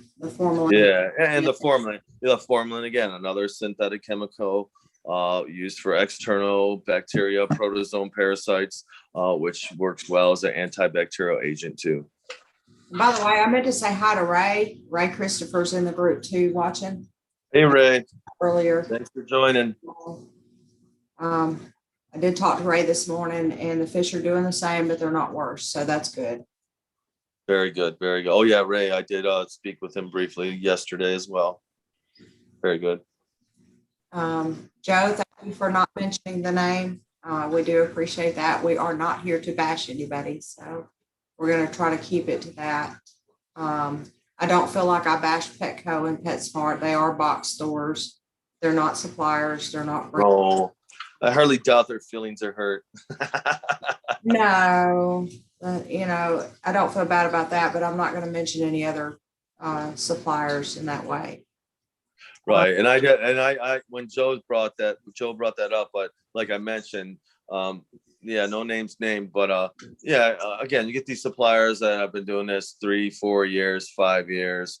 They get a little antsy. They see this, and they they don't have that full experience yet about discus to really be selling discus, but it's not hard to fake it till you make it. So, unfortunately, these things will happen to people. And do you want to say intentionally? It's hard to say, but, I would say more not enough experience. So. Right. Carrie, if you did not have access to live blackworms, what would you feed your 1 inch? From there, I go to freeze-dried blackworms. So we're just sticking a bunch on the tank and leaving for work. I also will do like a heavy amount of prime reef flake and kind of deal with the dirty water when I get home. But yeah, that's kind of what I do. Fry will take to most foods when they're young, and especially when you got them in them big numbers. That's the best time to train them. We've talked about that before. So yeah, it's just from there managing the water quality. So that's, I mean, any food really would be good as long as you are back there when you get home and you can change water. So Yeah. just kind of would overfeed or get a feeder that would dump some more food in maybe a couple hours, 3 hours after you left. That'd be another way to manage it. Automatic feeder. Not a big fan of them. I got my kids stay here, so I get them to do a lot of stuff, or I'm on the road a lot, so I can swing back home a lot. But I mean, any food would be good. You know, I probably wouldn't throw beef heart in there if I was going to be gone 12 hours a day, but you know, there are a lot of good flakes, a lot of good pellets, things like that. Okay, this question was actually put to me this morning, and I answered it as best I could, but since I haven't used either one, I'm going to put it to Carrie. Is it okay to feed Daphnia and Grendel worm to Discus juveniles? Yeah, great. I forgot about those as well. I've used them in the past. I actually would, I've actually fed them fairy shrimp too. So it's kind of like the cousin of brine shrimp. It's a freshwater shrimp. And I would collect them from the wild, from ponds when I was younger. But yeah, nothing wrong with feeding Daphnia. I just would be a little careful if you're wild collecting it or where you're getting it from. Grendel worms are cultured, so that would be pretty much safe. That would be in your hands on what you're feeding them and how about, you know, the type of material you're using to raise them. But, you know, Daphnia is fine as long as you're getting it from a good source and not collecting it from the wild, because, you know, there's many different types, but yeah, I don't see a problem with it. And I want I've also done mosquito larvae, black mosquito larvae. I've kept bats outside and done that. It's just too much though. It's hard, you know, keeping those things going. say we're wanting to do the banana worms. Yeah, another good one. You know, I'm going to have to get a culture of that because I tried to start a culture on my own and it didn't work out. So I'm going to have to buy a culture and work from that. But I had actually two people ask me about the Grendel worm at the same time, one on the YouTube and one on Facebook. So that was yeah. Another thing I've done, and which I forgot about, is so I used to do poison dart frogs, and I would feed wingless fruit flies, and I would get cultures where I would just get so many that I would end up killing them because there's so many. So I'm like, oh, I'm gonna start trying to feed them to the discus fish, and you know, they would eat them. So it was pretty cool, but the problem was they never sunk. So my sump filter would pull most of them back, you know, down through the sump. But they would go after them. It just wasn't worth it to me to go through all that. Is it okay to use hypo as a hydrogen peroxide? I don't know. It says hypo. I'm assuming that's hydrogen peroxide. For a dechlorinator? Yeah. I've never heard of such a thing. Works. Yeah, I haven't heard that works for that, but I figured I'd throw it to you. Yeah, that's not even a sodium-based product. I wouldn't think so. No, I wouldn't think so. Tim Watson asked if is there any food you should avoid other than the cheaper, unclean foods? I can't think of anything. I mean, you do want to be careful about any live food that you could potentially infect your fish from. Right. Definitely.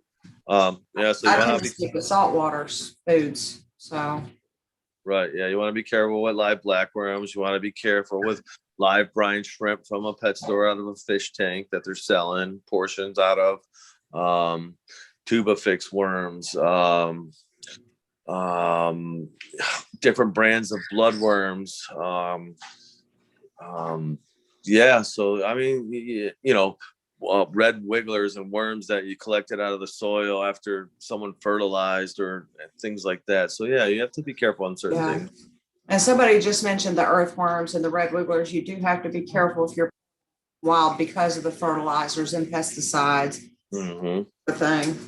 If you're culturing yourself, you know what you're feeding them, what you're putting into them, so you know what you're getting out of them. Okay. the question on the hypo, it is hypocrystal for fish tanks, anti-chlorine and chloramine. I have never heard of it. So you're going to have to look into that. And I would look into it well, especially since it says it removes chloramines, because chloramines are ammonia. And you really, really need to look into it before you start using it, or maybe test it on. Essentially take your crystals and put them into the water, say a bowl of water, and then test your ammonia, test your chlorine, and see if there's anything showing in it. And that'd probably be the best way to know, because I've never heard of that product. Yeah, I'd be careful with that too. I've never heard of it as well. It's sodium thiosulfate. Yeah, it's a salt-based, again, dechlorinator. So the stuff Andrew was talking about this morning. You can overdose with that stuff. So be careful. Yeah. Okay, that's the first time I've heard of that one. I want to look into that a little bit more. Yeah, I haven't heard of that either. This is another company, another new company. Yeah, there's always something new, and that's what you need to know. When you get something new, you really have to investigate what is in it, what it's supposed to do, and does it actually work? And does it actually work is the most important, because if you're sitting here thinking this stuff is going to work and you throw it into your fish tank without knowing if it's going to work, you just chlorinated your fish if it doesn't. Right. And this is also that type of product is also a product that if you're treating your fish with certain medications, it will deplete the oxygen. And even weaken some antibiotics. Yeah. That's something we had a discussion on Simply the other day, or one of the groups. It may not have been Simply.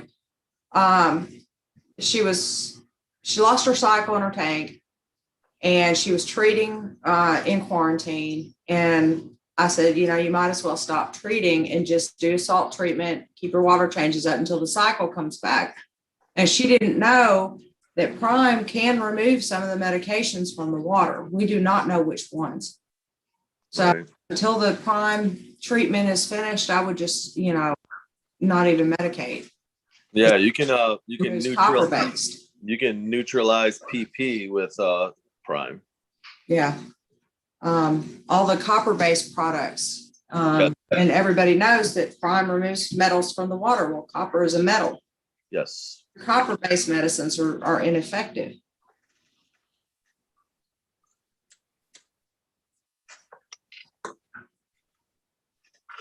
I'm not getting questions on Facebook. Are you guys in the chat got questions?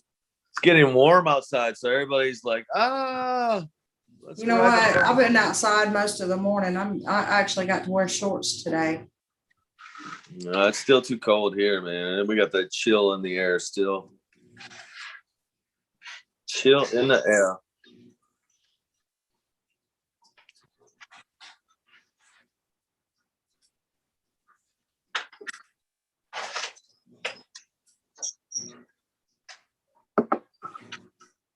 I don't see any more questions. I really expected more questions today. And we've been off subject most of the time, so. Yeah, I think it's okay. I like it like that. Free for all. Yeah. But it's gonna happen that way. We'll slow down in the summertime, just like business, and we'll pick up more once it gets cold, and depending what days it's on. Well, I'm gonna make a little announcement, guys. We're not gonna be streaming next weekend, and we may not be streaming the weekend after that, but the next live stream, we're going to have a special guest and we're going to have a lot of fun. Yeah, that'd be awesome. That's really what I think we need to get more into that. Just, bringing out locals that people know and bringing in their groups and their friends and the people they know. And absolutely. That'll, unite everybody pretty much. Yeah, absolutely. And we are going to have another medicine chat to replace the one that I did on Facebook. That way Carrie can put his input in, not just me. I'm working on some stuff for that on my side, and we hope to have that one ready to go. Now we're getting questions. Let's see. How much to feed discus parents when they have fry? And what is the best way of avoiding the 4-week syndrome? Okay, so again, let's go from there. So when you're breeding your fish, you're breeding your fish, you have them set up in a breeding tank, you want to at least feed them twice a day. You want to make sure the females get enough energy, enough proteins, enough minerals, amino acids, many things she needs to produce these eggs, and of course raise the babies from there. So you want to at least try to feed them once a day. When they lay eggs, again, you want to be set up that water quality is at its highest, where you can maybe skip a day or two not feeding because you don't want to change water during that process. Because some pairs will eat the eggs if you go in there and mess with them. They just feel a little threatened. So that could happen. So you want to try to avoid that by trying to stay out of there. Trying to avoid the syndrome. Again, keeping the pair clean before you breed them. Try to get rid of flukes. Flukes are a problem because they cause secondary issues. What the fluke does is it sucks the nutrients from the fish through the gill filaments, causes irritation, it causes secondary bacterial infections. From there, things go downhill once that happens. So cleaning up the pair, getting rid of the flukes, that will help get you through this syndrome. It doesn't mean you will beat it because you can still get the infection by overfeeding, overcrowding, using too small of a space. The tank's not big enough. Try to use extra filters. Don't just use one, use 2 or 3. This way you can rotate cleanings on them. You're not in there, with one filter. If you have to treat or you have to clean it real well, you're kind of damaging your biological filtration. So now you have no filtration. So now what you're feeding, what the fish are eating and consuming and wasting, nothing's happening to that because you clean this one filter you have. So multiple filters are always best when raising fry. Massive water changes are important. Again, they have very fast metabolism, very fast digestive system. So you want to frequently feed them and keep them bellies full, but at the same time, keeping water quality at its highest. So that is one of the ways to avoid the syndrome. And that's the best way to start off. And double water changes daily on fry, especially if you're unsure of your tank size being the right size for them. I always say go bigger. If you can go bigger, do it. But these are things that could help you avoid it. Absolutely. I'd rather avoid treating fry if it's at all possible. Yeah, I mean, it's like, you can do it. Treating fry, I mean, if you're retarded like me, if I treat the fry and set them back a couple of days, I ruined them. Everything's ruined. And it's not true, but this is how I beat myself up about it. And this is why, and you do, even when you move them, they kind of get a little sloppy for the day until they get comfortable again. And the same thing happens when you treat them. They're like, they shut down a little bit. They don't want to eat. So you gotta be careful. Yeah. Dave, I'm going to skip your question and come back to it in a minute because I want to hit this other one. Carrie, when you're selling discus, what questions are you asking the buyers? When I'm buying discus? No, when somebody is buying discus from you, what are you asking them? Usually I ask them what, I try to reach out a little more. I want to make sure the fish that I'm selling this person is a done deal. I don't want to be dealing with sick fish for the next 3 weeks and answering all kind of questions that I could have fixed in the beginning before all this happened. So I like to idiot proof things. So I'm going to ask questions like, what size tank are you guys putting these in? Are you mixing them with other fish? Are you going to have gravel on the bottom? Or are you doing bare bottom? I pretty much drill them for everything. I want to know what they know, what they're doing, what their plans are. And this way I can help them better by knowing what their plans are. And from there, as they're telling me, I can make suggestions or, say, hey, maybe not do that, maybe try this, and, go about it from there. So yeah, definitely. you got to try. You got to try to make sure. I just don't get rid of fish without asking questions. That was a very good question. Something Yes, to it was. keep in mind. Kerry is at a point now where most of his fish are sold to people that have had discus for a long time, and he sells out quickly. So I think Kerry's at the point he doesn't really have to ask those questions anymore. Right. So it depends how far in you are and where you're at in your discus venture. But yeah, I mean, that's kind of where I am, but I still try to, there's people that I get that are new or local people. Local people are easy sale to me. I say that because, I can have them bring a bucket. I don't have to bag the fish. They come here, pick them up. I don't have to ship the fish. And those are the reasons why. So those people I will definitely, try to ask a lot more questions to.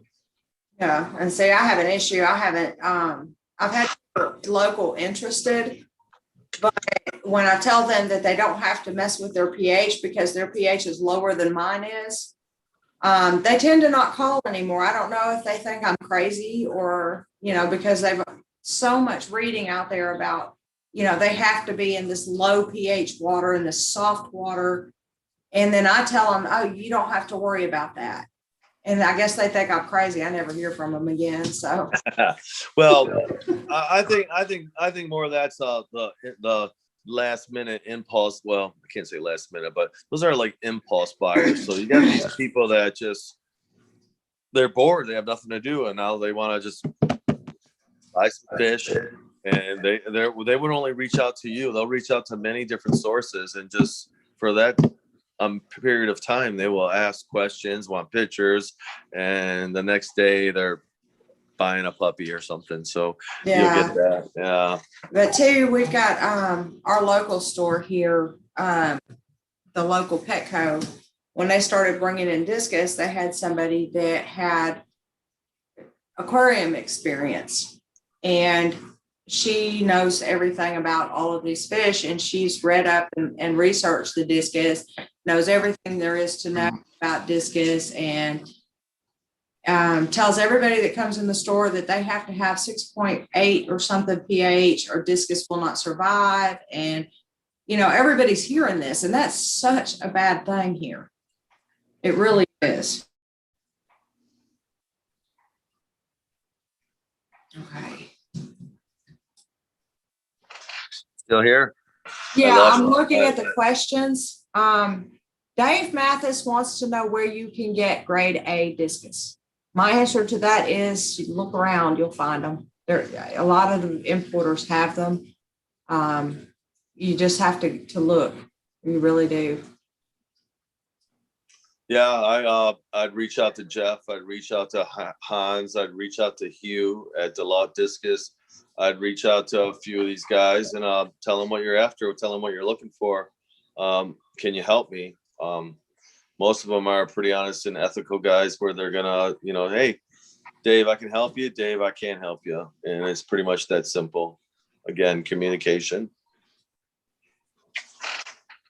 Kim Walker said a talk about genetics would be great. That would be a long topic. I ain't telling you no secrets. I'm kidding, Kim. There are no secrets.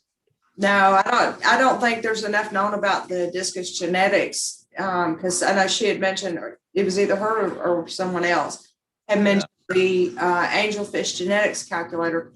I don't think enough is known about discus strains to be able to create a genetics calculator. I don't think it's possible. Yeah, it's totally different from angelfish too. It's not like where black induces gold and vice versa. The discus are just totally different.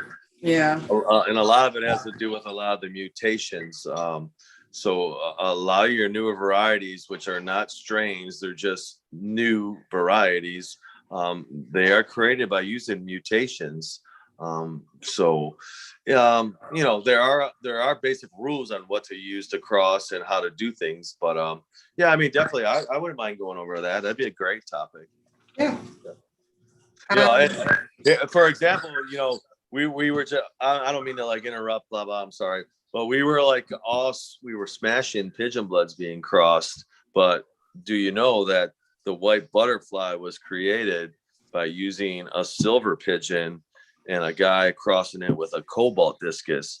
And that's how the white butterfly came about. Now, how he cleaned it up was by selective breeding, creating many different lines of the same family, and selective breeding from there, and also using golden pigeon blood to remove pepper. By back crossing to golden pigeon bloods, that gets rid of a lot of pepper, along with selective breeding. And from there, that's how this pretty nice white pigeon blood fish is so clean now. And that was the cross of it. That was how it originated.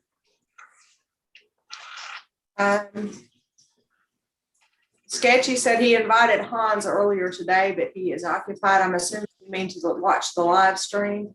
Hans checked in with us the last live stream. Hans is a hustler. Hans is a busy boy. He is. He's very busy. Hans got 30 shipments going out every couple of days easily. And he's got shipments going out tomorrow, so you know darn well he's busy on a Sunday. Yeah.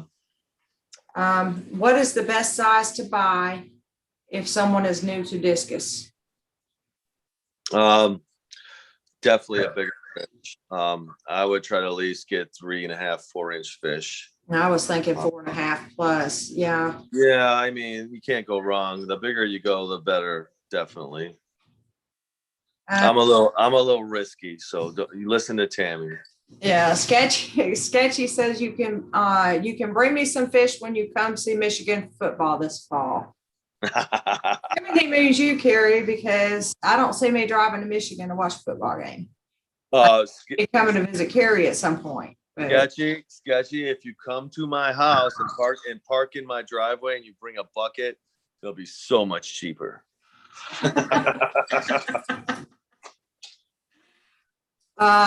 What's your opinion on which discus are more hardy, German, Stenker, or Asian? Catch 22. You're gonna have a variance. So depending where you're buying your Stenkers from will depend on the health, the quality, the immune system of them and what's going on. Asians, the same thing, depending where they're coming from, who's breeding them, will depend on all that as well. You can't really say one or the other is better. But when you start getting into golden spotted and polka dotted this, and these types of strains are very, very inbred. So you really got to be careful, but you can't really knock the Asians and say that they have, weaker fish. I mean, they do, because they have more varieties and more inbred strains. But at the same time, if you find a good breeder and deal with a good breeder, you're going to get some good stock.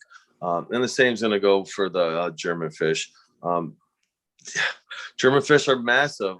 They seem to grow bigger. They seem to grow thicker.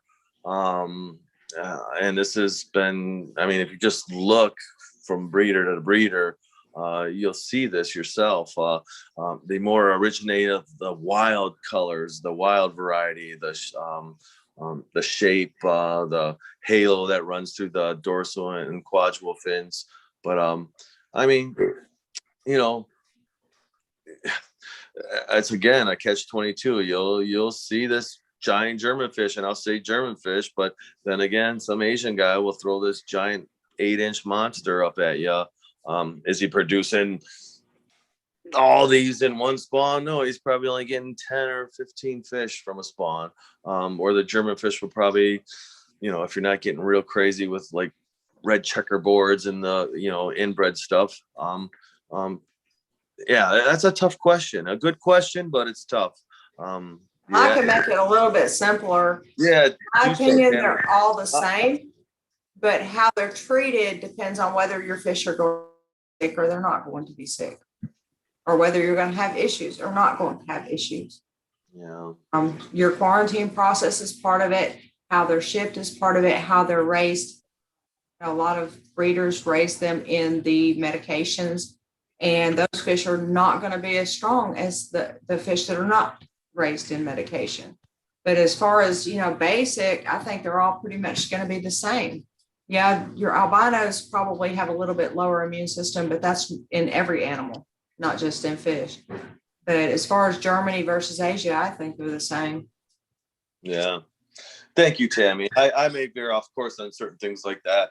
It's there's a lot to think about. There's a lot to consider, and there's a lot of variance, like she just mentioned. Right. There are, and that's the biggest thing, that the variance of, what causes the fish's immune system to be lower, what causes it to be boosted.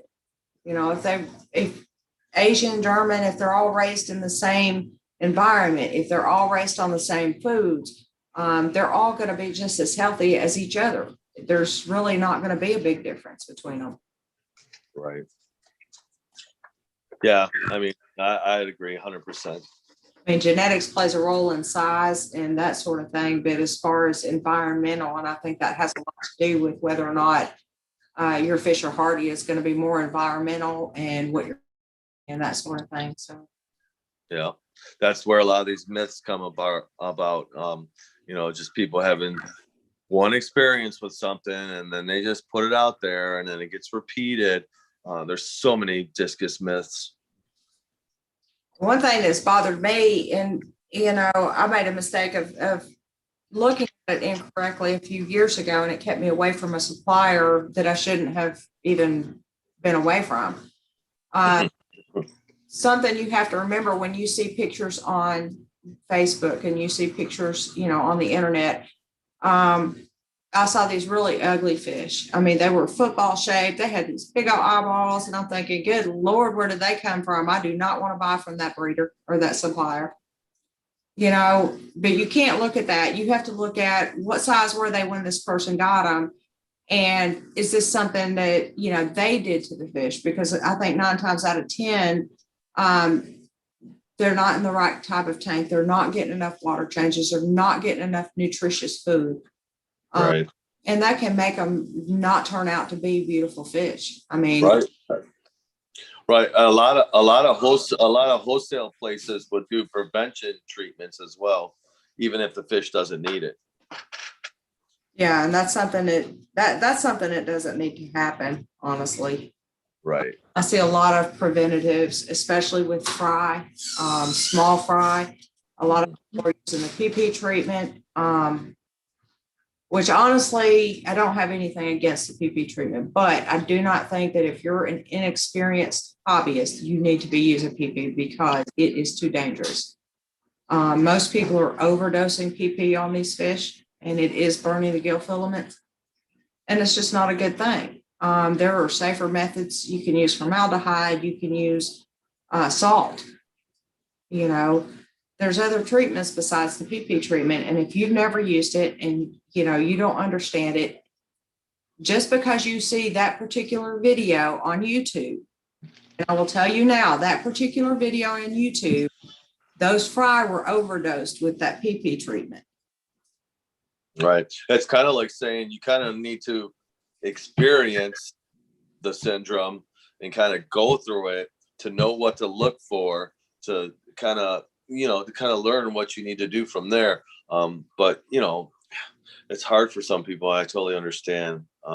Where I could have multiple spawns when I was younger, I would be able to experiment and say, oh, this worked better, or that worked better, or this was easier, or that was too hard, Right. blah, blah, blah. This caused damage later on, or, the effects later on, you don't see that. But yeah, that's exactly what Tammy's trying to say. Yeah, I mean, if I'm selling my fish, I want my fish to go out healthy, but I don't want to damage them in the process.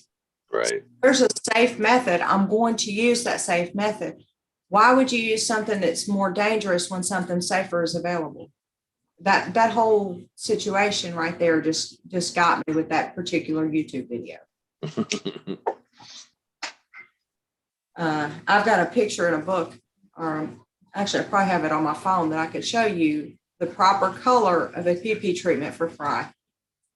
And what I see on the Facebook, people showing their fry and PP, that is about 5-6 times more than what's in that tank and what should be in that tank because they don't know. Right. Yep. We have more questions. Kim, make sure Carrie lets you know when I come up. I don't know when I'm coming as of right now, so I have plans. I think Carrie wants to come down here. Yeah. I want to move down there. Let's go for it. I had enough of this. Our city has got so much growth right now. The construction is just outrageous. Yeah. I want to farm. I want some chickens. See, Yeah. I want some cows and I want some fainting goats. And y'all, I tell you, I will never get fainting goats because I will kill them. And I know I will kill them because I will forever be walking outside and saying boo and making them fall over. So I'm not gonna my real job is calling me now, but we're just gonna let them go away and I should be back.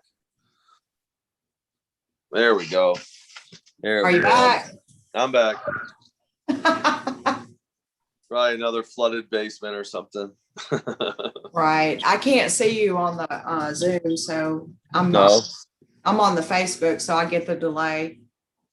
Oh, I'm back. Yeah. Terry and I have discussed that. He's with me and my husband on that. We want to be farmers too. We want to have a farm. Yeah, that'd be awesome. I'm pretty much a farmer here right now. Shit. Got a little everything going on. What is the biggest discus you have ever seen or owned? And what was its size? He was probably 8.5 inches, and it was a Stenker German pigeon blood. He was huge. Then I had an Asian red melon that was very close to that. So there you go, catch 22. I've just recently bought some Malaysian fish that are pretty darn big too. Even the females are monstrous. So, Yeah. I think mine is probably the yellow pigeon I've got sitting, and he's probably 8.5. Yeah, big fish. A 29-gallon breeder tank was just like, yeah, I can't do it. I need a 40. So it was big fish.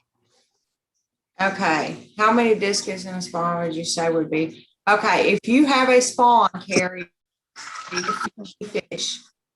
Sorry, Colin, I'm changing your question just a little.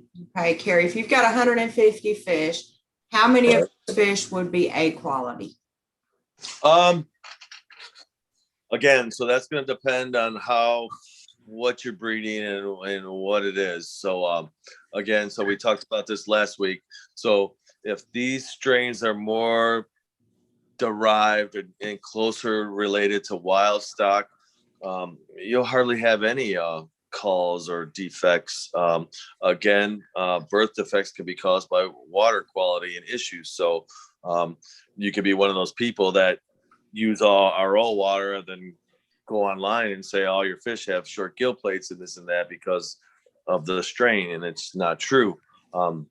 So you're going to end up with more problems with, like I said, the real inbred domestic strains, your fancy varieties, your platinum blue diamonds, your golden leopard snake skins, things that are rare and hard to come by. And there's a reason for that. And that is the reason why. So 150 fish, let's say golden leopard snake skins, you're probably only going to get, being that it's a mutation, you'll probably only get a good 20 pieces out of that. That are golden leopard snake skins. You might get another 20 good pieces that are just leopards or that are just snake skins or that are just red Turks. But that's the problem with a lot of these domestic mutations. If you're breeding say blue diamond to blue diamond and you're inbreeding brother to sister, well, you can expect, half of the batch to be good and half of the batch to be bad. Most of it would be size. It wouldn't be so much defects. It would be just some fish would only reach 4 inches and that's it. They're not going to get to that 6 inch or 7 inch mark. they're just going to be small fish. And that's what happens over time after inbreeding and inbreeding. It's not so much defects, but it's a smaller sized fish, a more compact fish.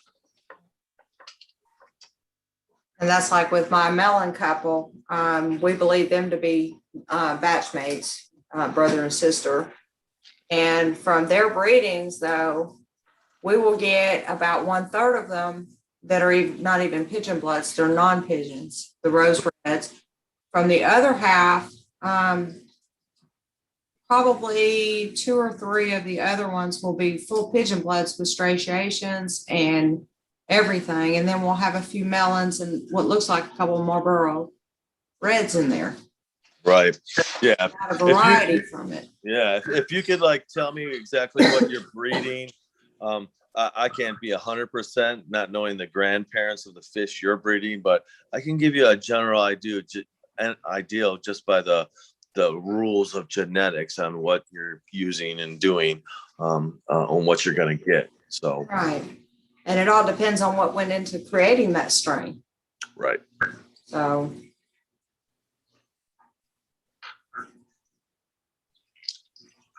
I'm not getting any more questions anywhere now.